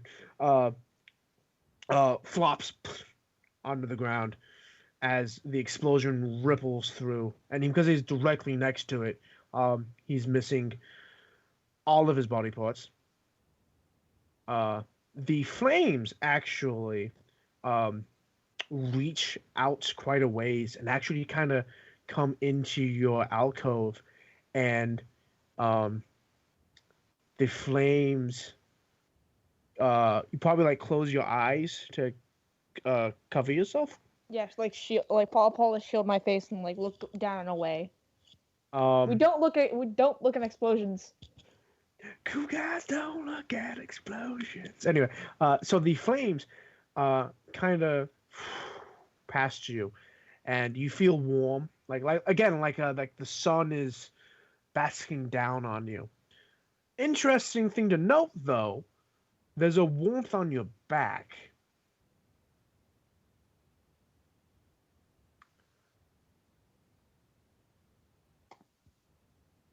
Do you investigate? Yeah.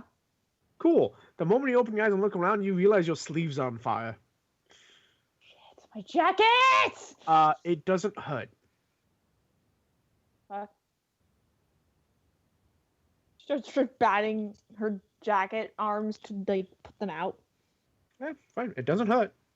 It's just your jacket sleeve's on fire. Am I able to put them out? Yeah. And as the fire goes out, the warmth on your back goes out. Is the jacket okay? Jacket's kind of singed. Wait, what's your jacket made of? What kind of jacket? I'm assuming it's a leather jacket. Then it's probably safe. Your jacket now smells a bit more like a cow. Your jacket smells a little more medium rare. Second note to self: see if you can find someone to fix jacket. And you can continue on your way. With that, I feel like we should probably cut back to the fight going on outside. Hey. So it is Pulse's turn. What are you doing? Yay. Eli, you want to do your thing on your turn?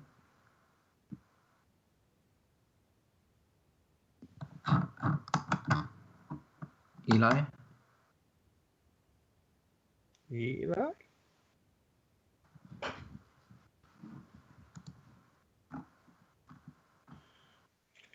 Sorry, my Skype was not responding. Okay. But anyway, I'm not sure how to handle this. The thing is, Hatter, I kind of want to do a two-person action, but Jude's main action in the action would be to just throw something to Pulse. Could you do it on their own? That is possible, but Pulse is already up there. I'm going to say yes, you can, but that's going to be your turn for the round. If All that's right. okay with you. I'm okay with that. Is that okay with everyone else? Yeah. Okay. I'm just going to say Jude takes their turn. Jude says, "It ain't a grenade, but Pulse, catch!" And Frisbee throw a plasma mine up to her. Pulse will catch it, and then dive down and yell at Clark to get off.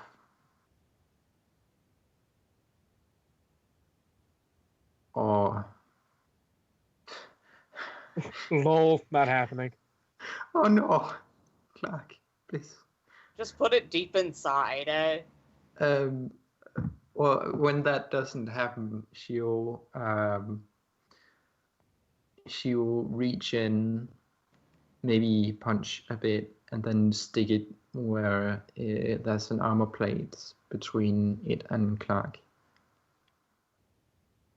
Okay. and then get the fuck out of there.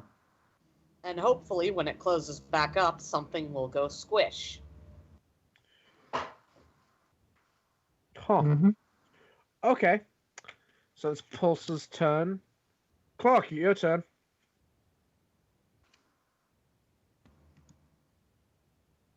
Stabbing. Yep.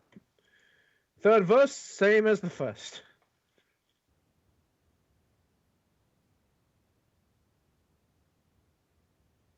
Nat 1. Clark is so angry. He's so angry. Oh, could Pulse, sorry I do this again, but could Pulse drop in a few, no, that probably wouldn't be a good idea. The dice are nothing. character somehow. What's the sword you're attacking with second is Amber, correct, Clark?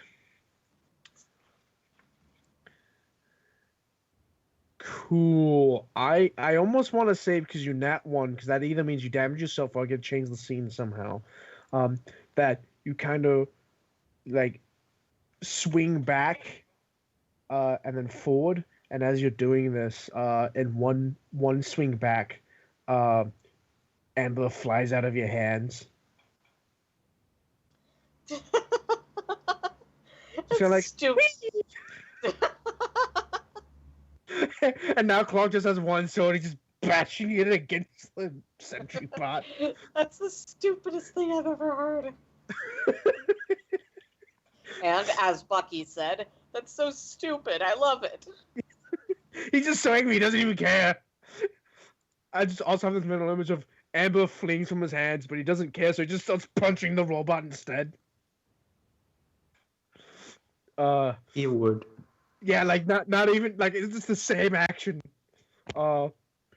So with that, it is now the robot's turn, and the back closes up, and the mine. What's the damage on the mine?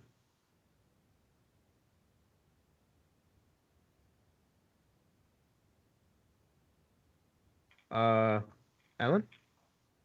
Yeah, I didn't write this down. Maybe Eli, do you know how much damage this is? No, it just said plasma mine on my sheet before I deleted it on account of no longer having it. Okay, hold on. I know what a frag grenade does. What does that do? And we did use plasma grenades on mines before, but a frag grenade does 10d6 point blank damage, 30% less damage for every 5 feet from epicenter. And a plasma mine is more powerful. How much damage was it again? 10d6 for a frag grenade. 10d6. Let's say it's 15d6.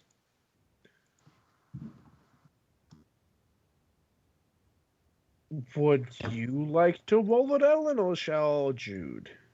I think either I should roll. A pulse grenade does 3 times damage to electronics. Wait, seriously? Oh, but Yep. This is a plasma grenade, not a pulse grenade? Yes. Mm-hmm. Is it 15d6? Yes. Which, now that I think about it, is going to be crazy amounts of damage. 62. Holy crap. Ellen, high five. Our characters can't high five, so we will through the internet. Well, he's bloodied. Oh, Christ. He is so hurt right now. You did 248 damage. by shoving it in there. Awesome. Okay, so it explodes. The field of plasma is basically contained within the sentry bot. His... Oh, shit. Oh... Not much, actually, Clock. Give me one moment. It did close up before. Yeah, but still, he's pretty close to it. Some would have gotten out. Yeah.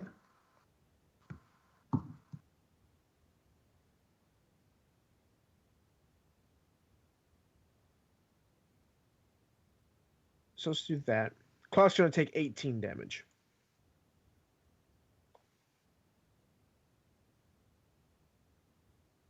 Yeah, Clock's gonna take 18 damage altogether. Now it's its turn.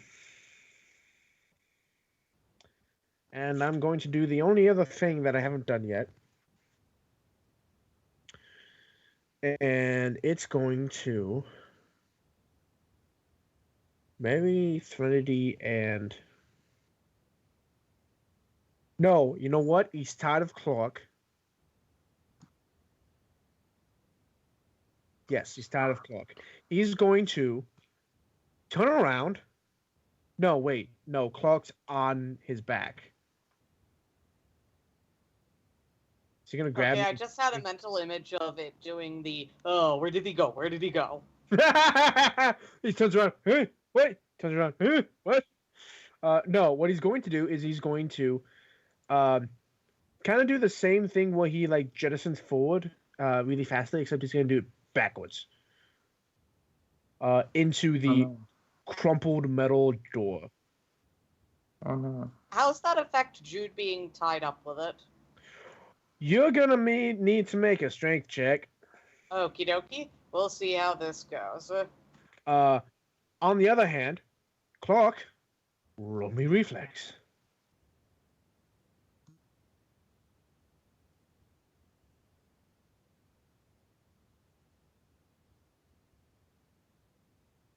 Cowpoke rolls a 7. Well, okay.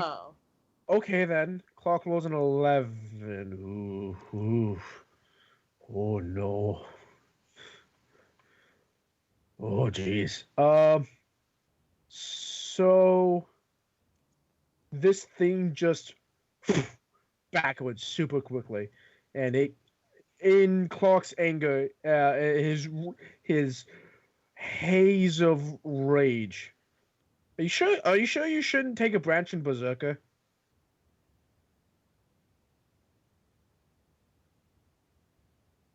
How unconscious is Clock? Well, we'll find out. Take 23 damage as you're slammed up against the metal door. I don't know how. Oh, he's out. How out is he? -2 HP. Clock is unconscious. Can I have my my quick heal spell go off? Oh fuck yes, you can, and now it's gonna be crazy. I've got heal 3 as my quick heal, so let me just do that. And oh, don't I get extra heal from that as well because of Mary's buff? Yeah, that's why I said it's gonna be crazy. Well, I think the way it works out is quick heal only heals half of the thing, so yes. We can just kind of, that cancels out with Mary's 50% thing. Okay, that's fine. So yeah, it'll just so be go ahead. Just be normal basically. Yes, it's still gonna be times the 60% though. Yeah, so. it will still be times 60%. 3d10 plus 12. It would help if 3 #D10 plus 12. Yeah, sorry, I've got that the wrong way around. No, that's fine. No big deal. It is okay. Okay, so 22 plus 60% of 22.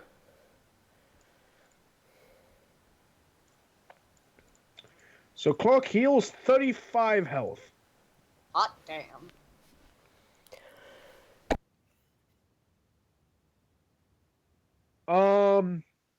It is quite possible, but Thren stabbing you with several things of stem packs, or however you want to flavor, saving his ass. Nightingale. Nightingale. Okay, so stabbing you with shooting you with several things of stem packs. Pew Probably pew, stitches up motherfucker. any broken. Yeah, stitches up any broken bones.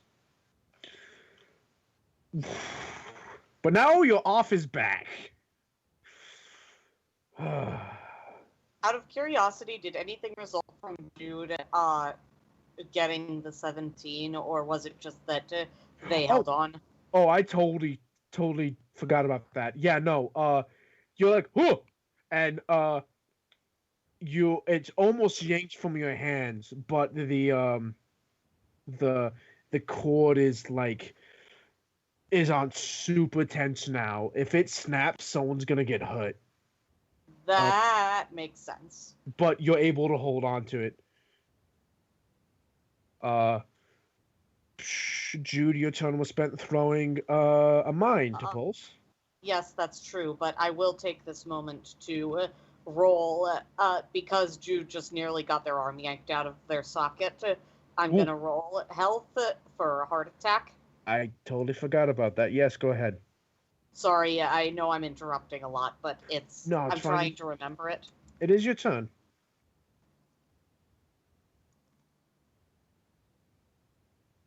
You pass. No heart attack yet. Cool. The old ticker keeps on ticking. And it is Jude skips their turn. Threnody, it is your turn. Does anyone need healing? I don't know how hurt is Clark. I don't know Clark's max. Well, 33 out of 49, so he's not that bad. I'm gonna shoot some kind of sentry bot then. Shoot some kind of sentry bot. Oh shit. Okay. What are you shooting him with? I am going to use lights out. We're switched to lightning rod, so it does lightning damage. Oh crap. Okay, so fire rate 3, so that just means roll 3d20s and see if I get any hits, right? Yes.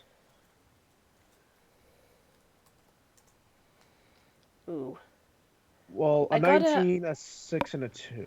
The 19, I'm hoping hits. Well, the 6 also technically hits because... Do you have any bonuses to hit? Plus 3 to hit, and to hit is 13. Plus 3 to hit.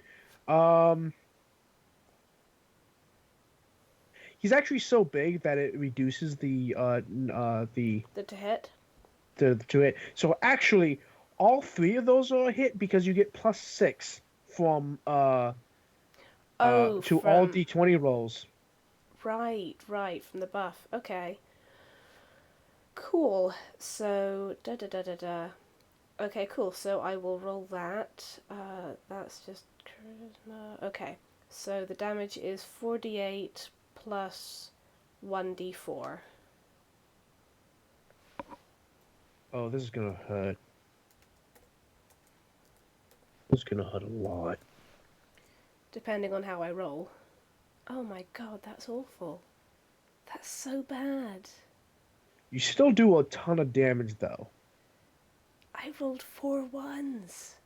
You did roll 4 1s. Wow, Wow. That's great. Well, you still get 2 other attacks, so... Oh, that's true. That's true. I was forgetting I get to do that 3 times. Hey! That's much better. 18 and... 22. 22. Good God. Okay, so 22 plus 18 plus 7... And do I do 50% more because of Mary's buff? Yep, times 50%. Yay. And it's lightning damage, correct? It is lightning damage. Oh, crap. So you just... Boom! This thing is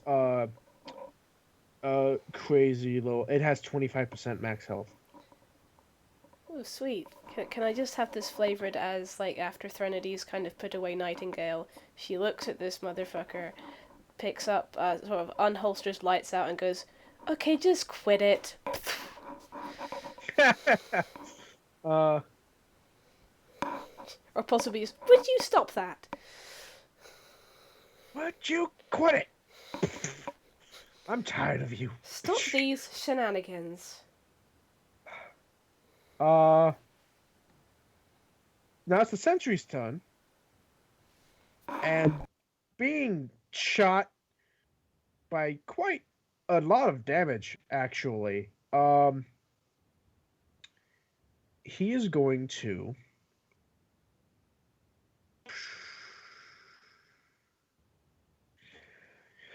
Okay, here's what he's gonna do. Boop.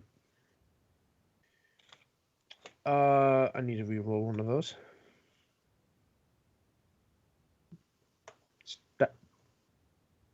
There. Good God.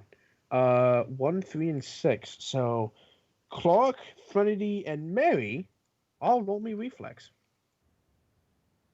Oh, reflex? Yeah, one sec. Yes. Wait, no, that's not how you do. It's because the thing is right next to the other thing. 11. Plus the buff. Oh, that's bonus. right. So you got 17. Yay. Dally, just so you know, it doesn't happen all the time, and it's not happening right now, but sometimes you're kind of making a sh noise. Oh, okay. I'll try and be careful. I'm not sure what that could be, but I'll try and be careful. It All sounds right. like maybe something hitting the mic very lately. It might be my headphone wires hitting the mic. Thanks for telling me. So Mary fails again. Clark's fine, Threnodi's fine. Mary fails again.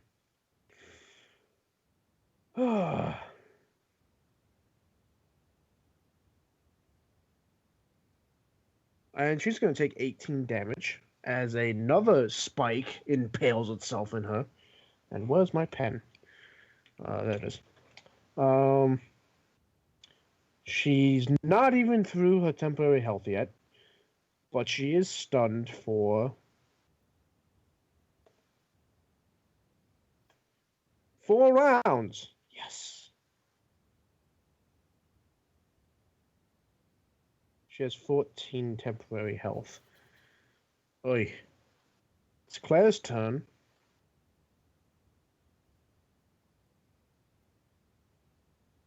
Fuck, that's a crit. And that's a hit. Okay.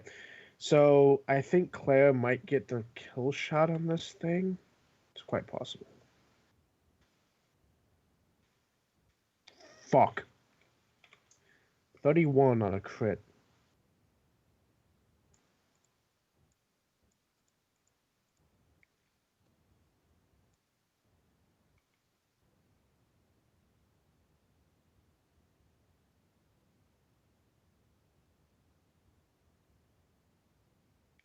Not dead yet. Super close, though. Red is going to try and fix the turret.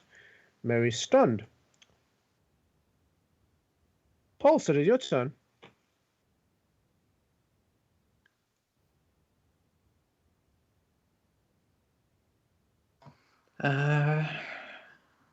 Does it look very near death? Yeah, it looks hurt.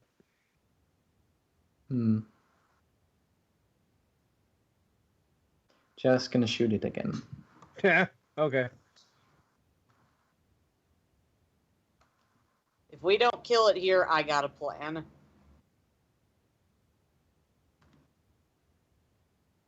That's a crit.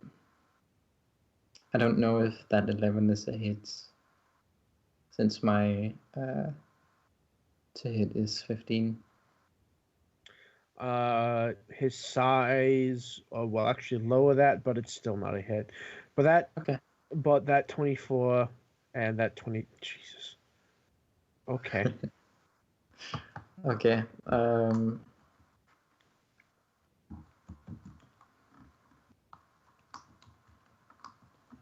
that 18 is... There's no... Crit multiplier? Let me have a look. There's not recorded a crit, but my other plasma rifle, my standard plasma rifle, does 3 times crit, but I don't know. It might be just on that one. Yeah. Cool. Oh, jeez. Oh no. Okay. As it gets around to Clark's turn, you're on the ground, alive, and the Oh building. yeah. We have to roll for Chance stun to as well. stun. That's fine. Nope, and nope. Oh wait, yeah. Nope and nope. Okay, so the building that is still shaking itself, by the way, and is now a fire has started itself amongst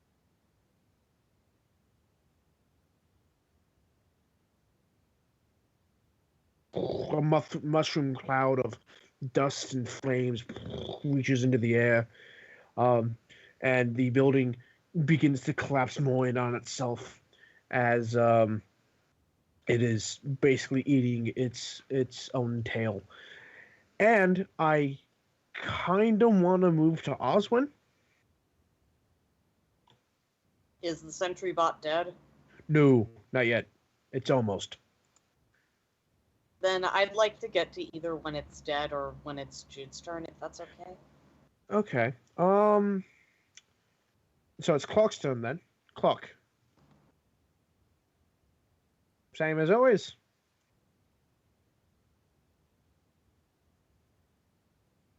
Stabby punch. I thought that was Jude's job.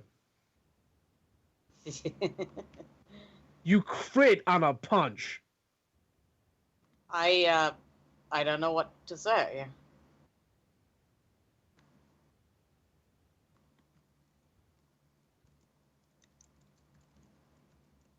Okay.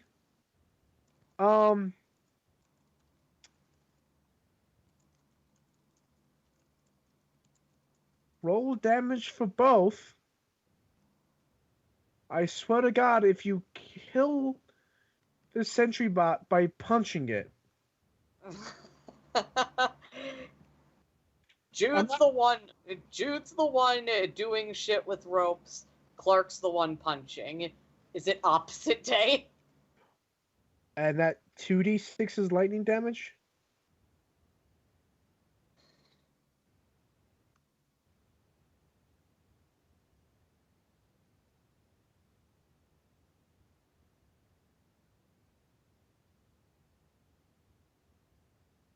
Okay, you literally cannot kill it with a punch. Whew. Punching damage is 1d2. Uh-oh, my Skype died. I know the feel, hon. Yeah, no, it's 1d2 typically, Bucks. So that does 2 damage. I swear to God, if you'd killed it with a punch. Yeah, Jude has a shitload of shit to make punching actually a viable tactic.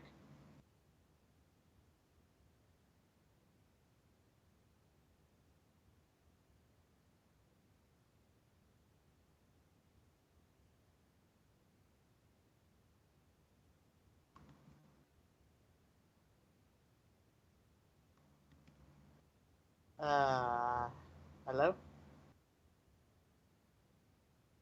Hello? Hey, Eli. Oh, Okay, so we it's lost- Hatter, not me. We lost Hatter. Yeah. So, what do we do? Wait patiently. Okay, I'm currently That- making a shank out of candy cane. Good. Aw, that's adorable. Bucky Hello says. again, babe.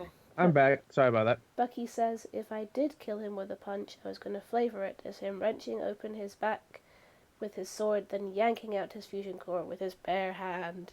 To which Smarty, says, Yep. Kalima. And And also, badass. Andrea has an appropriate candy cane shank. There's actually a Is- horror movie, Santa Claus, who stabs a man with a sharp candy There's cane. actually a lot of horror movies with Of Santa Claus. course there is. There's so many good puns for it. I can Santa's link you a top. sleigh. Actually, the whole movie was called Santa's Sleigh. Of and course he- it and was. Santa was played by Goldberg. I should link you the top 15 list. No. But anyway, that was still very badass, Clark. And no, don't do that. Don't do that. That's not a good thing to put there. Okay then. The point is, whose turn does that make it? That makes it its turn. Shit.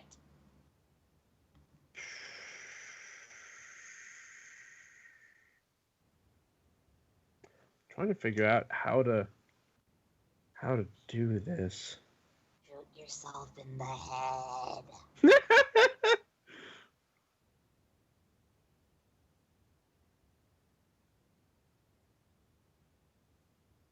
It might have forgot. Nah, I'm not being this serious. It is going to.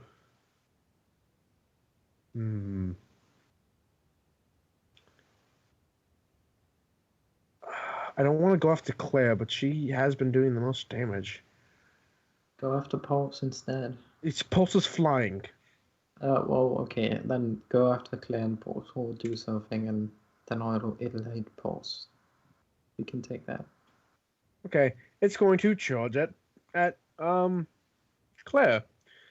Hey. I guess you push Claire out of the way. Roll me reflex to then dodge the sentry bot. Yep.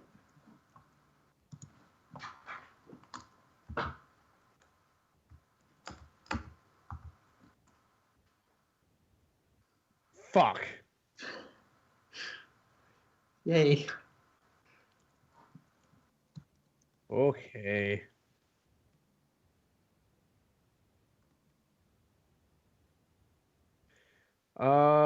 Jude, it's your turn. All right. So, check. Are you gonna make it punch itself to death? No, Okay. no. That's what the old Jude would do. What the new Jude will do is first run forward a bit so that it's not loose, but the cable has more slack on it and it's not going to snap. Okay. And second, Jude's going to activate check secondary effect.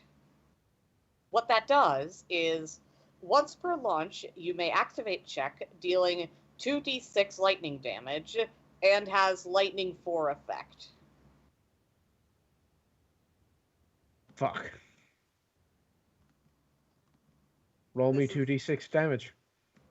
Is Jude also punching it? Nah, Jude's just going to activate.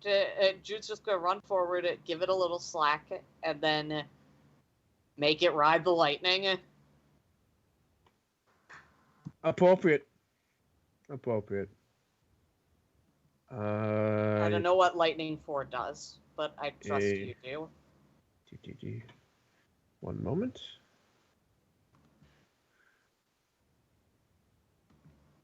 Yep, boop. Lightning 4. 80% of the stun on the target that must make a health check of 18 or more to remove this effect. Okay, so I'll roll 1d10 and anything above a 2 stuns. Yes. God damn it.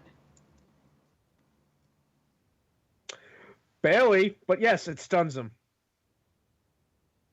I was kind of Since- hoping to kill it, though. Since metal conducts electricity and Clark is currently bashing it, does he get hit with electricity? Shit. Yes!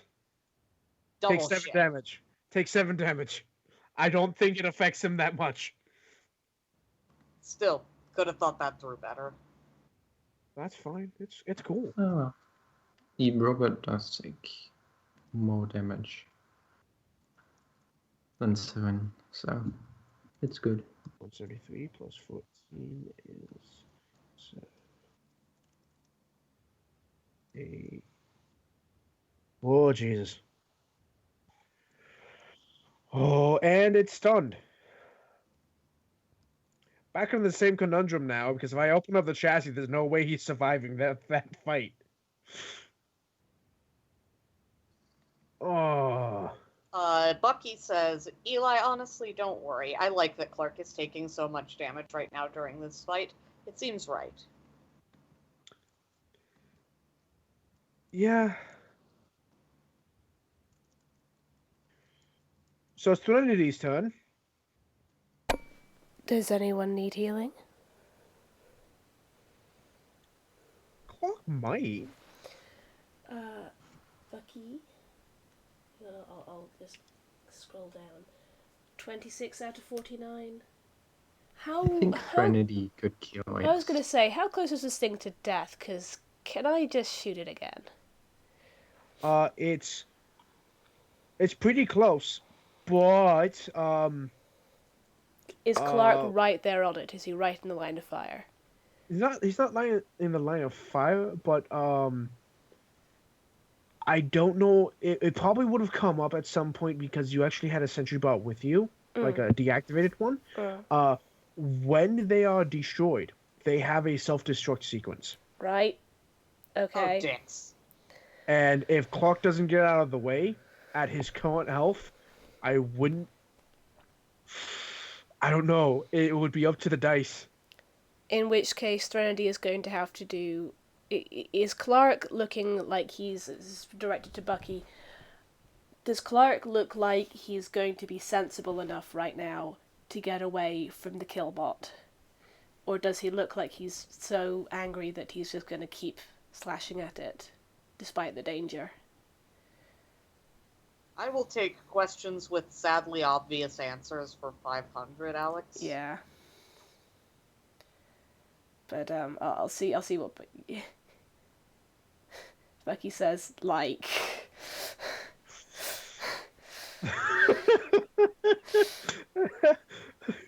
If you saw at the last minute that no, Threnodi's going to play it safe. Threnody is going to He might go oh shit and die, but he also might just keep punching the fuck out of it.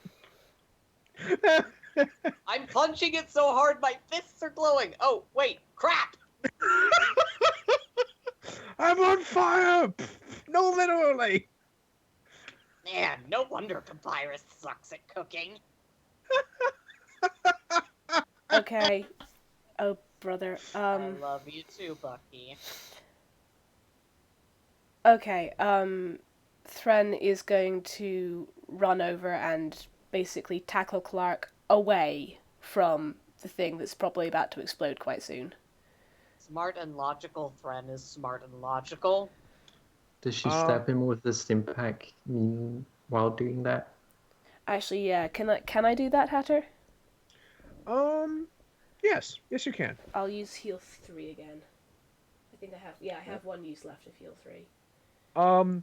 Bucky, would Clark fight the tackling Thren to then go and try and punch the robot again? She's basically going, come on, mister, things are about to get really hot up in here. It's getting hot in here. Please keep on all your clothes. It's Clark, so that's not going to happen. Fair. He would, but not hard enough to actually require a roll, I think. Okay. 33, jeez. Plus 50%, and then plus 60%. Oh my fucking god, plus 110%? Yeah. You overheal, Actually, son!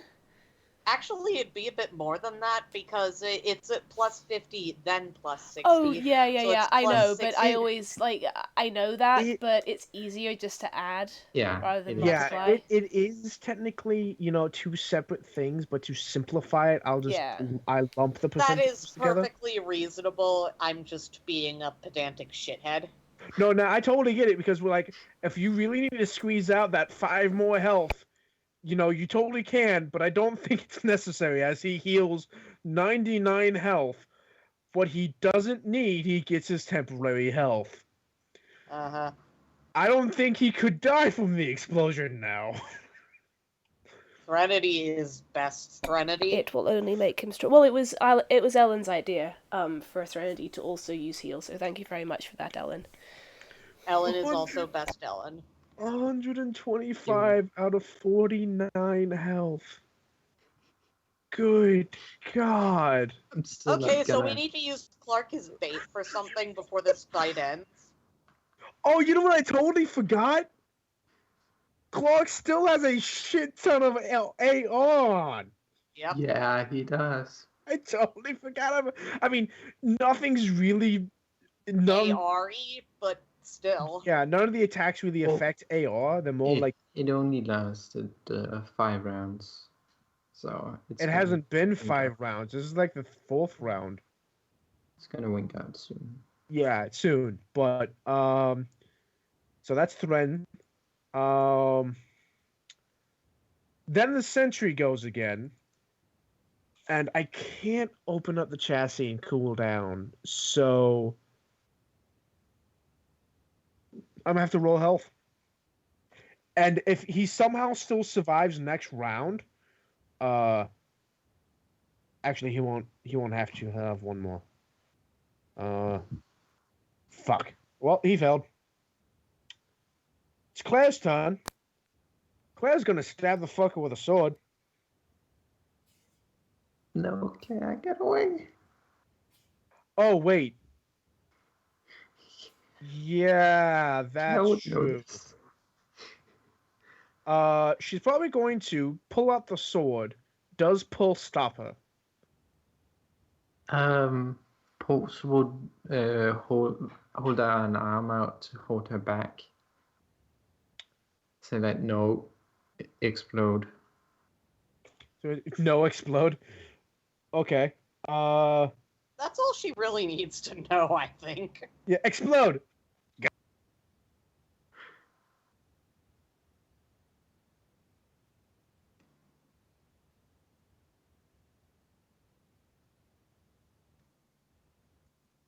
Oh no. Oh, there he goes. Nat one. I give my reroll away. Hold on. No, it's fine. It's fine. It just means she's not going to be attacking anytime soon. 20 health. Oh no. Wait, doesn't it break before she gets her other shot off? No. It shoots Okay. once and then the turret breaks. Okay. Yeah. So everyone hears like the turret fire and then misfire and then it begins to smoke. God damn it, boy, watch yourself. Okay. That being the second round. Yes, please go to Oswin now. I kind of assumed I was gonna kill it.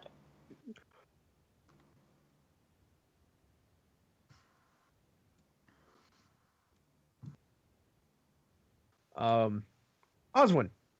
Yes. The path before you continues on. This is an actual like sewer, like there's like a pungent water now between two walkway in the middle of two walkways. And as you continue on, you see a light amber glow in the distance. She's gonna move slowly towards it while just like every once in a while checking her Pip-Boy to see if there's any like life forms up ahead. Ooh. It detects Don't, Mom! No, you have a red marker.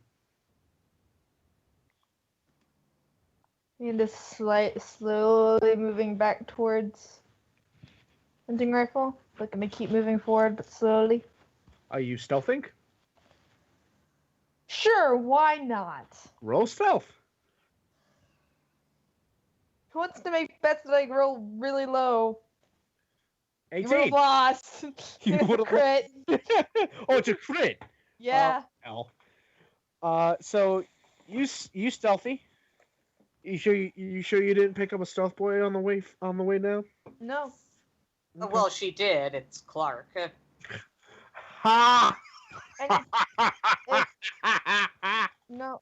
All the anytime she would have gotten a stealth boy or stealth girl or stealth child from Pulse, she wouldn't have given it back after she was done with it. She wouldn't have kept it. I'm sorry. I'm still.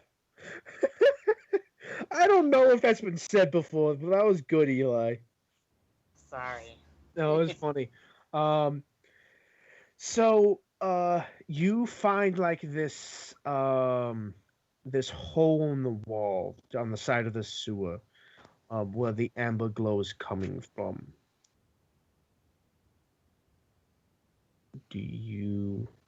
And you are able, if you want to, you can peek around the corner and see what this is all about if you want to. Will I break stealth or? No. Sure. Cool. Beyond the hole appears to be a basement of some kind. It's relatively large. It's got a lot of scientific equipment, a lot of work, a lot of pieces you need for like beakers, vials, microscopes, things of that sort, cabinets. But the dominant feature and what is causing the amber glow is a series of what appears to be like columns that have been built out of natural materials, like an orange-ish rock of some kind. And in the middle of each column appears to be like a large, slightly glowing pod of amber fluid. Inside of each is a creature of some kind. And there's about 4 or 5 of them dotting around this room. None of which appear to be the red dot or the red marker.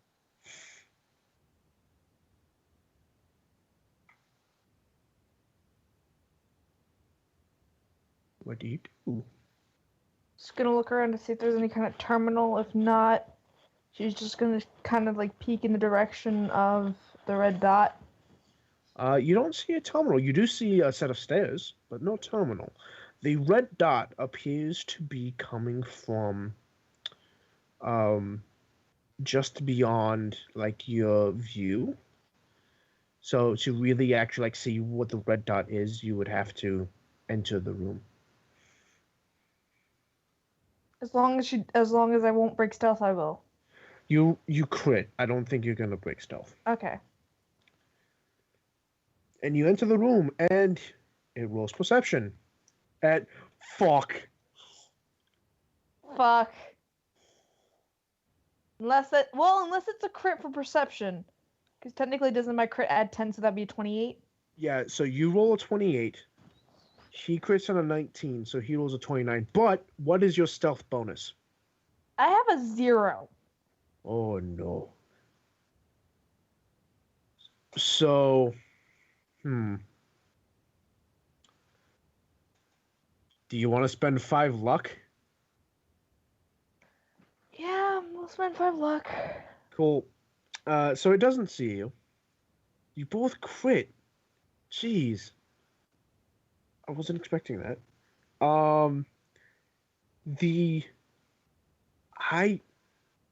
Out of character, I don't recall if you've seen this thing before. I don't know if I have either. Were you there to see Red's memories? No, I wasn't. So you don't recognize this thing? No. Nope. The fuck? Were you there when I described it? Out of character, yes. In character, no. Osborne was Yeah. off at the beach. So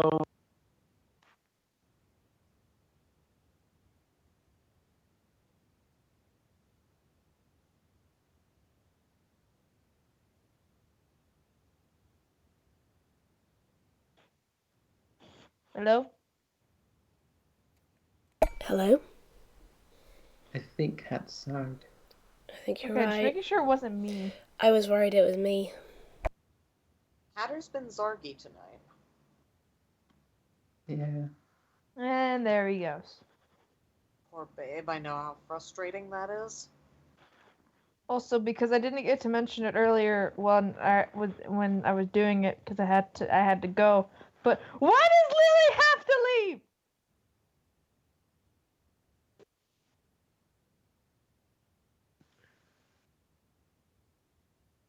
hello? Hello, Hello? hello. You Can zarged, you hear Hatter. me? I noticed. Sorry. So you, yes. So you, as a player, you recognize, the carapace, the long, spindly, almost no bones like arms, the grayish blue texture of its skin, the the strange, inhuman mutation this thing is.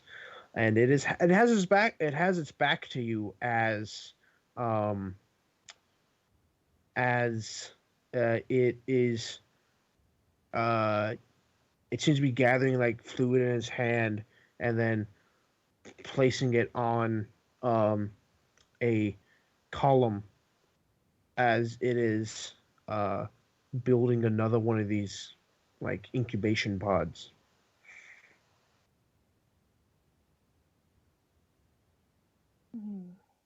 You said there's stairs, right? Yes. Going up? Yes.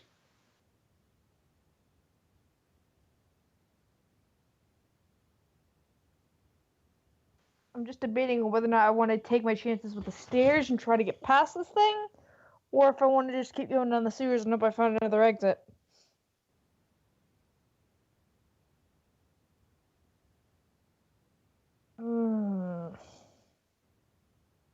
There's no way I'm surviving combat with this thing.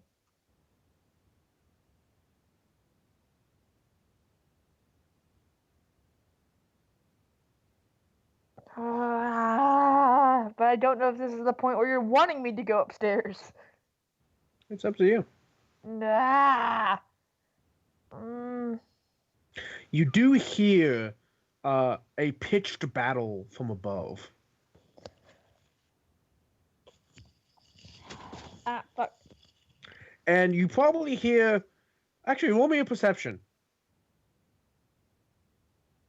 Wow, I think that's the first perception I've asked you to roll this entire game. Yep. Percep is a 3. So it's not much. Yeah. You hear you hear yelling, and you might hear Clark screaming amongst them.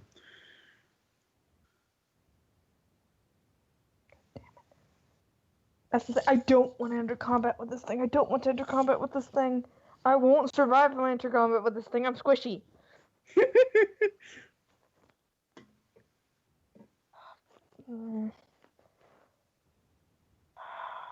What do you guys think? I think you're screwed. Yeah, thanks, Eli.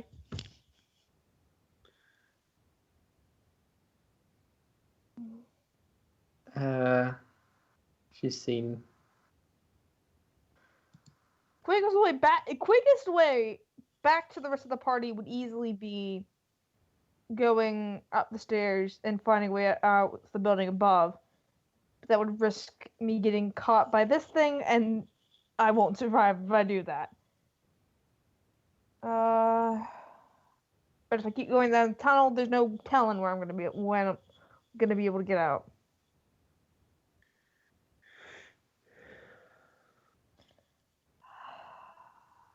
Do I have?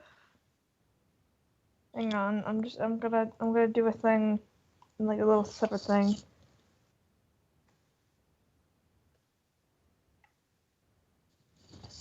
Okay. Oh no. Okay. Heads, I go up the stairs. Tails, I continue down the. Are you actually flipping a coin, or are you doing it on the rolls room? I'm doing a coin flip in Google. On Google. Okay. Yeah. Actually, when you do the coin flip, don't look at it. I know. I'm closing my eyes. Okay, but don't look at it when you're done. Now hold Okay. on. Heads is what? Heads as I go up the stairs. Tails as I go through the sewer. Okay, flip it, but don't look at it. Okay, I've clicked the button. I don't know if it's done. Okay. Did you want it to be heads or tails? I don't know. I really Okay. legitimately don't know. Okay. Okay, what is it? It's heads. Ooh, up the stairs you go! Ah, boy. Well, I mean, you let the dice decide. I know, but So- Perhaps the dice have decided that, you know. I'm gonna die this session. That's what they've decided. So you crit. So you stealth your way across the room, and the creature's none the wiser. Zarg.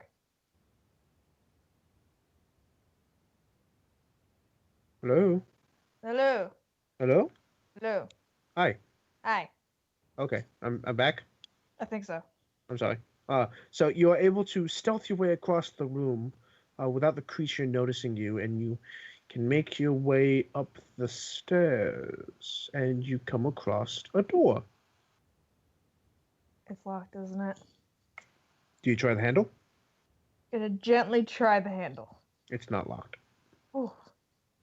Cool. Just try to open it without the door squeak.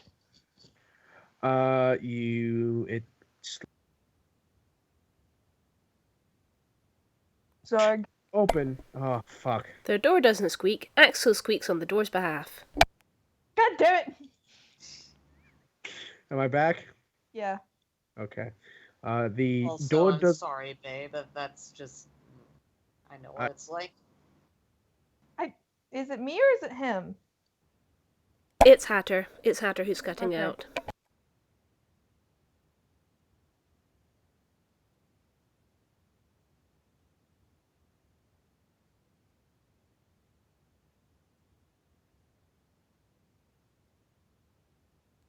And now I can't hear anyone. I'm still with you. I'm just reading a thing you linked. But I think... Oh, can you hear me? Yes, I can Yes. hear you. Oh, okay. I can hear you now, anyway. Oh. And you're gone again. Thank you, Cox. Being the worst internet possible. Appropriate name. Cox of the apt name. Yep. Ooh. I can't wait till I get back to school.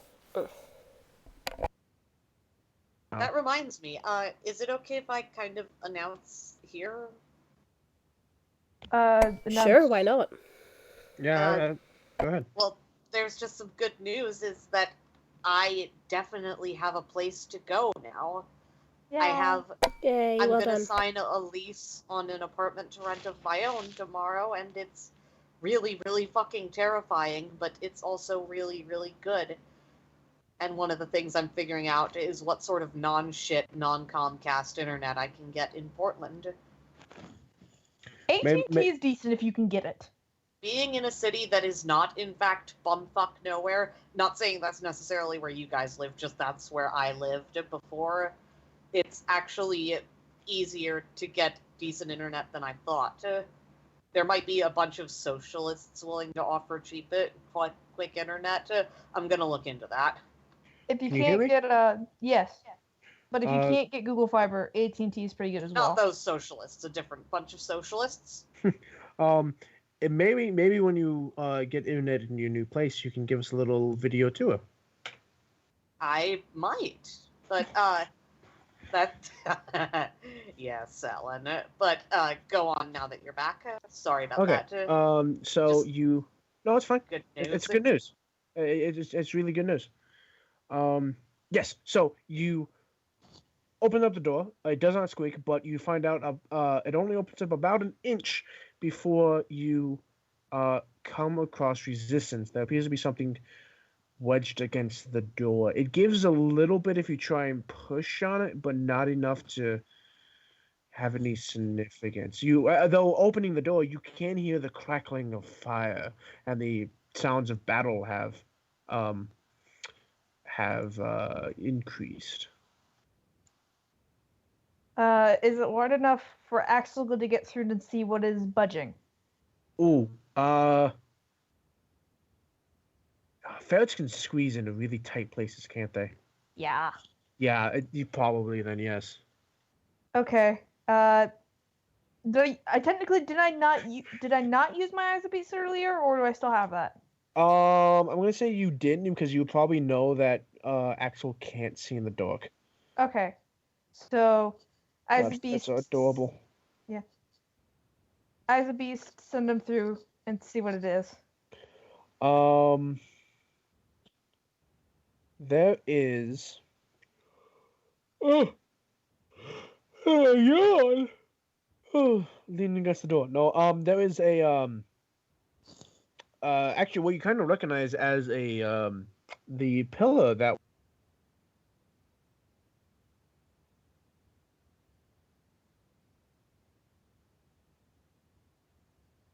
That's Zard. I'm going to go out on a limb and say that it's probably the pillar that the Jackoff sentry bot broke through.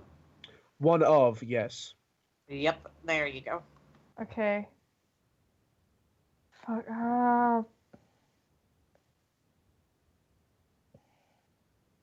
There's no way I'm getting through this thing, is there? It's not like the whole pillar, it's a part of it. If you did a series of strength checks to push and or like do a running like shoulder charge into it, you might be able to loosen it up enough. Yeah, my worry is noise and getting caught by the thing. So it's a whole thing where you got to get through the door really fast before the thing catches you. Either that or try to sneak back and go through the sewer. Fuck. Which means you have to go through the same room again. Yeah, I know. Oh, I might not have this best luck next time. Oh my god. Why? I have no good options, and my strength sucks. What's your strength? Hang on, I'm being distracted by squirrels. Squirrels. I have wall squirrels. Wall squirrels. I used to have wall squirrels. Well, they were either wall squirrels or wall mice. These are definitely wall squirrels because I can hear the acorn. Fair enough. My wow, strength. assholes. We Yeah, definitely but- had mice because, well, we saw them at one point. They used to live in my loft. Not in our current place. Old place. My mom was scared shitless of mice. I have a strength of 60, so I've got a decent chance of failing. I'm gonna have to flip another coin. This time I'm gonna make sure it does flip this time. Okay.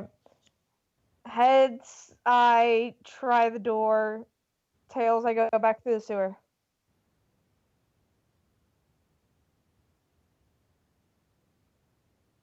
Okay. It's heads. God damn it. You try the door. Try The the door. dice have spoken. So, I guess this is the first one. Are you gonna try the door? I'm gonna try the door. Well, I'm gonna tell you this. How much noise are you willing to make? Not much. Okay. Give me a strength check with a penalty on my side. 23. How much is it? 20. My strength is 60 and it's a 23.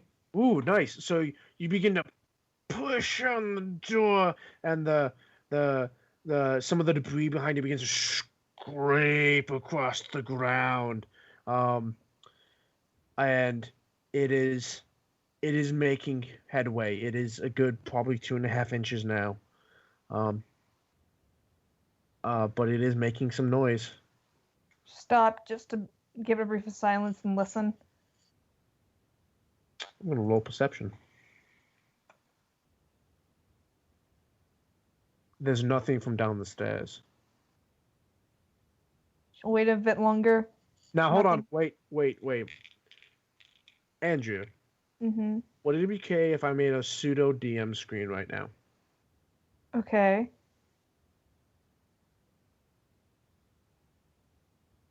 You okay with that? Yeah. Okay. There's no noise coming from downstairs. Just wait a few more moments and then go back to pushing. Another roll? Yes. No. Ooh. How much luck do you have? I spent 5 earlier, so that would leave me at 56. I mean, I could buy it down, but if you're gonna fight with this thing, you're gonna need all the luck you can. yeah, I think I'm probably gonna take it as it is. Take it as is. Okay then. I mean, I don't got much of a choice. You start pushing against the door, and it's not budging. It's not budging. The attempt to stay silent is not aiding your endeavor here. And I will roll another perception check.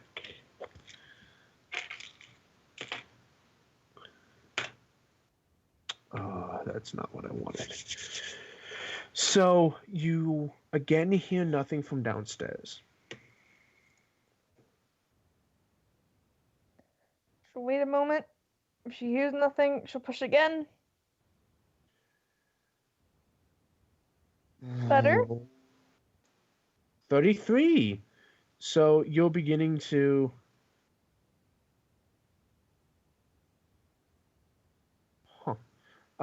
you are able to start pushing with some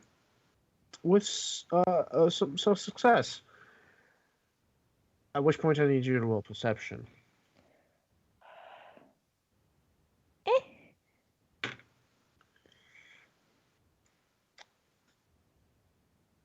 Yeah, it's way too quiet. Looking up. There's a shadow cast on the wall of the stairs. Shit. As like the creature is just outside of the doorway of the stairs, but it's there. It's listening. She's gonna stop pushing on the door. By the way, she has not called Axel back in. Axel is still on the other side of the door. If anyone's gonna survive this, it's gonna be him. Oof. But Okay. She's gonna slowly move and get her hunting rifle out, ready to fire at the first thing that comes up the stairs.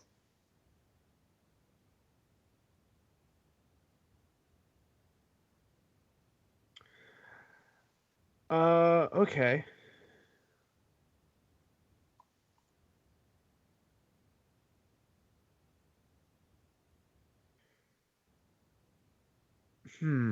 What would it do?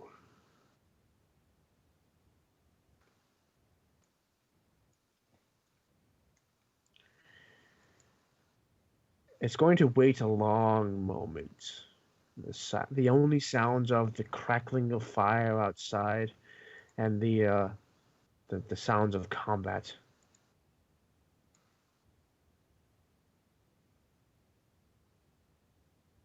And then the shadow moves. And it seems to leave for a moment. Like it's like the shadow leaves, it disappears. She waits a good long while before making any attempts to move the door. There's probably a good 30 seconds. Would she start moving at that point? She's gonna keep looking at the stairway and just push against it with her back. So she at 30 seconds she would start like pushing with her back. She would probably wait maybe like 15 more. Oh no! At 30 seconds, you hear like a not a beaker but like a vial drop to the floor and shatter. And the moment it does, this creature rounds the corner and is on all fours, coming up the stairs at you. Shit. She's got her back against the door, pushing with her feet, but still poised, ready to fire. It's coming up at you. Yeah, fire. As soon as she's used, she's gonna fire. Shoot, fire. 3 times, I suppose. Yeah, hang on. I gotta find the thing. Ugh. Not my 3 best. 3 hits. Okay, so 3 hit. There. 22, 25, and 28. Ooh. Ooh. So 22, 30, 50, 75 damage. So you firing, and the bullets are like the first one, it like hits the carapace and leaves like a crack down its side and then bounces off to the side of the wall. The second one gets in through a slit and past its carapace and gets into its inside, and the thing, it's long, like pointed, elongated mouth filled with weird squared off teeth. Opens up its long tongue, dripping the amber liquid onto the stairs. The third bullet probably gets it somewhere in its chest, begins to bleed. It's still alive, and it's still coming after you. And now you've pissed it off. Hang on. Square teeth and survived getting shot in the chest. Are we dealing with mutant Teddy Roosevelt? He also has a mustache. Great. And 2 tiny glasses. I did not know what I wrought. I apologize. No, he does not have. My monstrosity abomination cannot have a mustache. Is it a sky bison or something? I don't think it's that either. And it's going to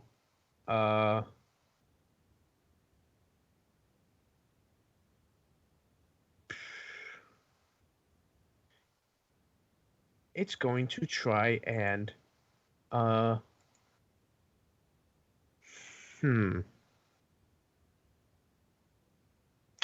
You're wearing a jacket. Yeah, I've also got the chest piece on underneath that.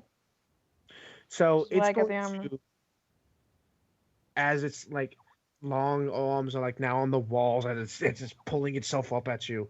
It is going to make an attempt to hit you, and it's going to fail miserably.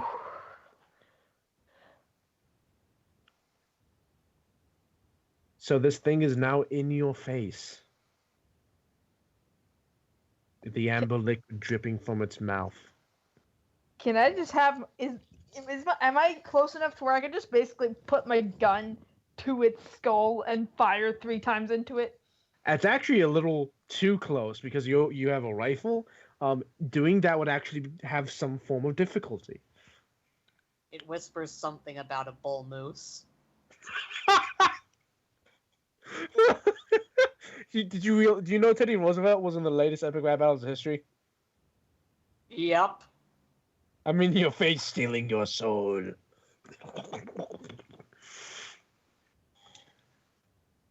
That's So- something about cutting a country in half. So Andrea, what are you going to do?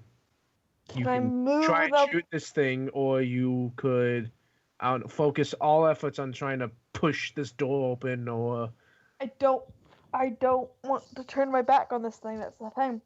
ooh, yeah, it's like turning your back on Jason Voorhees.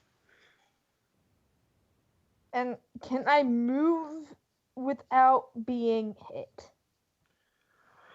How are you moving?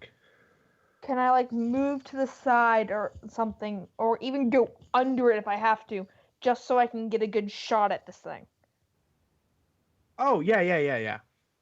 You can do that. Okay, I want to just kind of if I can move to the side, I'll move to the side. If not, I'll go underneath. I really would not like that, but if I have to, I have to. Yeah, And then you could probably fire. like just like kind of butt it with the hit it with the butt of your gun and give you like a couple more inches of space and fire. Yeah. Teddy Roosevelt's trying to eat onto it. Rah. One of those is a crit. And the 14's a hit, the 12's gonna be a miss. Okay, so first one's for the 14, and then this one's the crit. So 48 damage with that one, so total of 70 damage.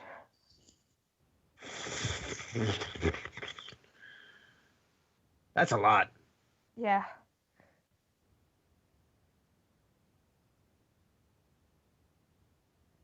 It's not looking good.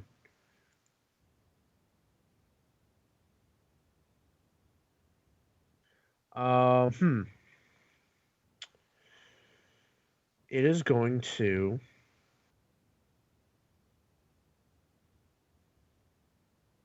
I know what it's going to do. It's long. As you shoot it 3 times more, probably like in the chest and maybe once in the face, its long, unnaturally spindly hands are going to grasp around you. 12. That's one below my AR. Well, what's your base AR? Because he's not trying to hit you; he's trying to grapple with you. My base is 10. It's 10. Yeah. He's going to grab you by the arm, and is going to yank you from the door. Make a strength check. Oh fuck.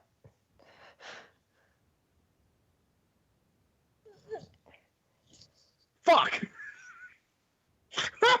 Do I still beat it, or do I have to? What's your strength? My strength is 60. It's beating you by 6. So can I spend like 7 luck and win? Yes. Okay. So it's down to what? So it Math. yanks you as hard as it can to fling you back down the stairs, and it succeeds in moving you behind it, but not like tossing you. You stand your ground and stay on your feet. Mhm. Fire 3 more times. Oh geez. Yeah, go ahead.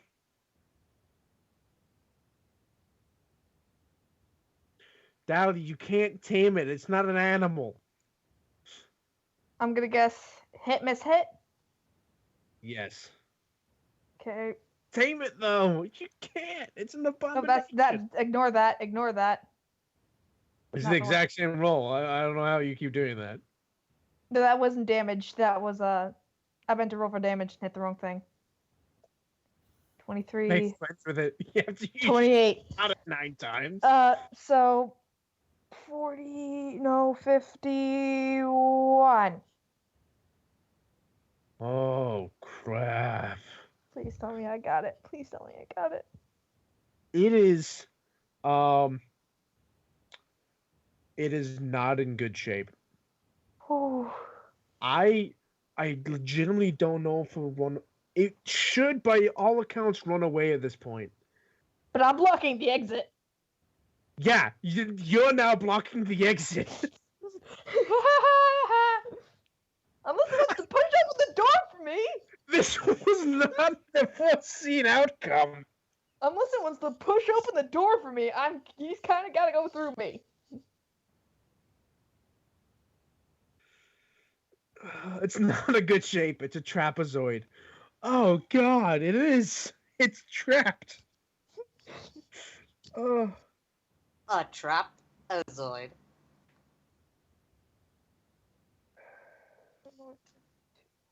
No, I know what it's going to do.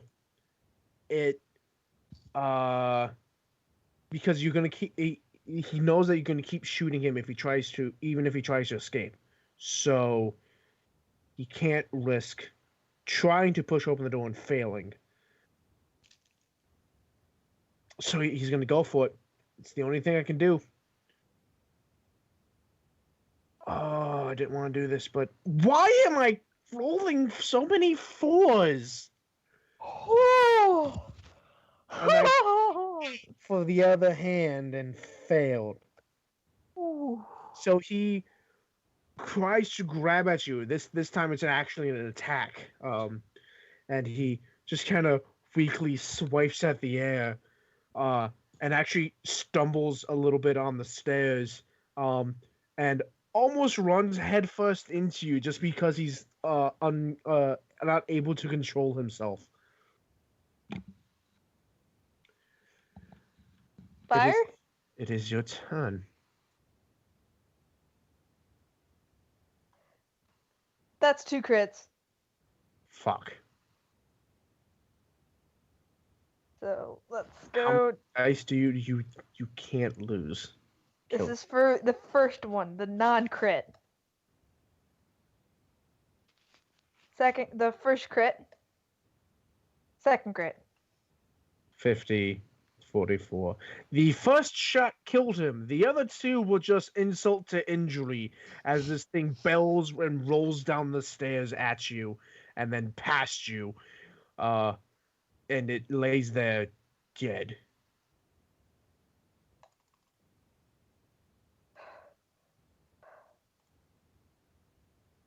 She's just sitting there breathing heavy. And then runs and starts putting all her might into the door. Give me a full-on shoulder check into the door. Yes. Roll me strength. 43. What's your strength? 60. Cool. Through the door, the few bits of concrete that were left have been just flown off to the side, and you are in the burning remains of the still collapsing and shaking building.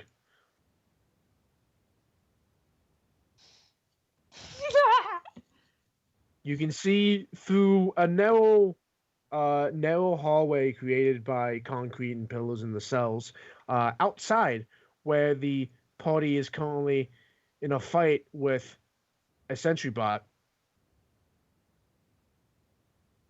Question. Yes. Am I within firing range? Ellen. Can I get a good shot at the sentry bot?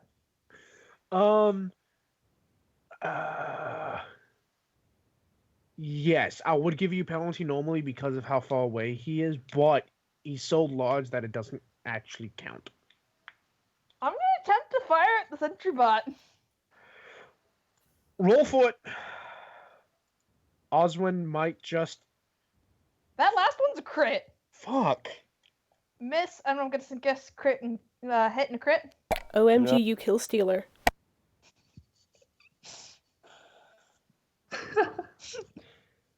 Non-crit.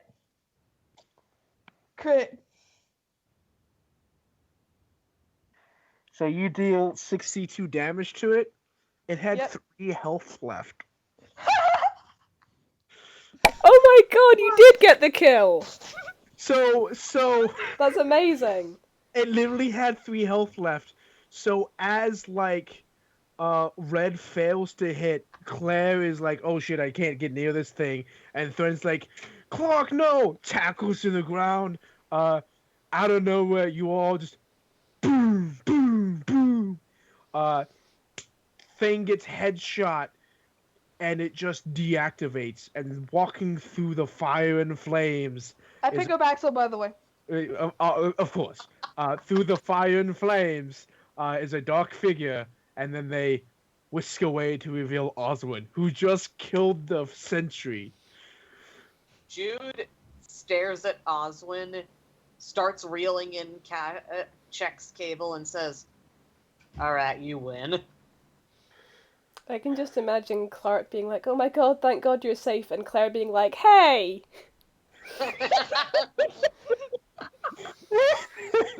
I actually wanted to see. I actually kind of want to hear Smarty's reaction to this. I think Smarty might have actually fallen asleep. Good, he needs sleep. Hopefully. Hopefully. Claire just being like, "First the fucking flamingo."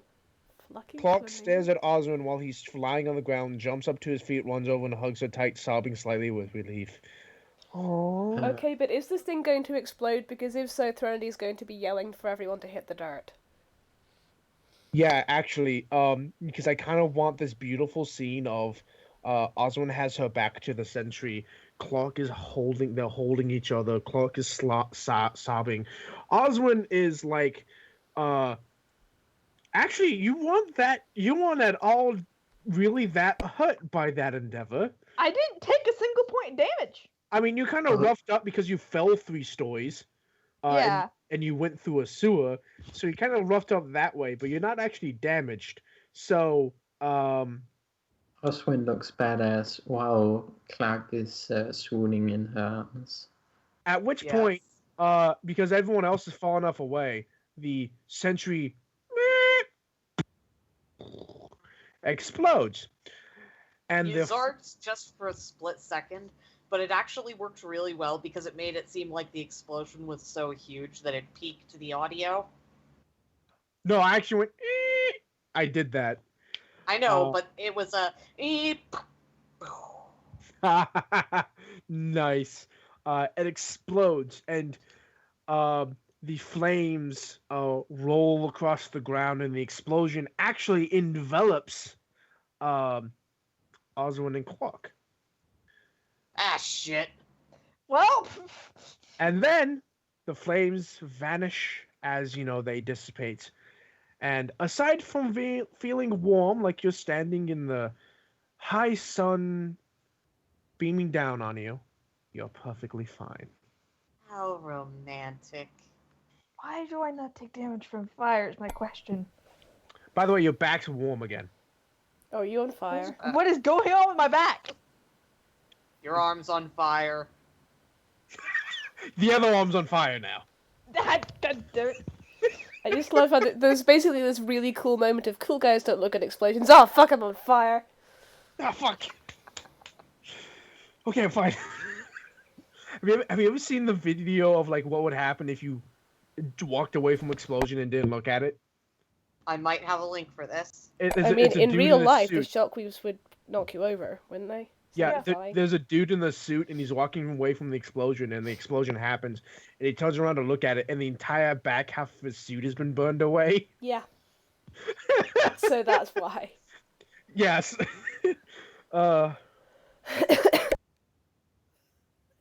And so,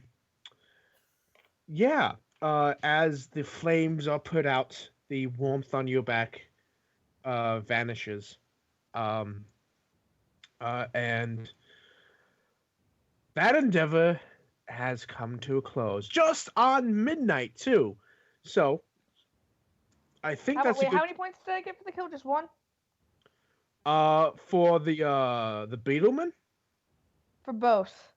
Oh, the Beetleman, let's say 2. Okay. For the Sentry Bot, let's give you 8, and everyone else gets 3.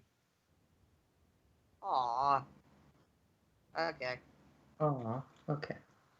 But also remember, y'all all had like a big fight and gained XP from all the successful rolls. True, fair point. Oswin really didn't. I mean, to be fair, with everything this session, I got about RP experience, let's say 6. What? 6 XP for the RP. Awesome. For everyone? Yes. I'm only 19 away from being level 10. I just got about 6 to 8 sessions worth of XP. That based on my average. Oh, good. I mean, you've been hurting for X. Or you there? What am I trying to say? You've been there. Oswin has been needing more chances to shine. Yes. Yes. Now I'm now only 48 away from level. What does it keep saying? 11. I am level 12, I think. Am I level 12? Yeah, I'm level 12.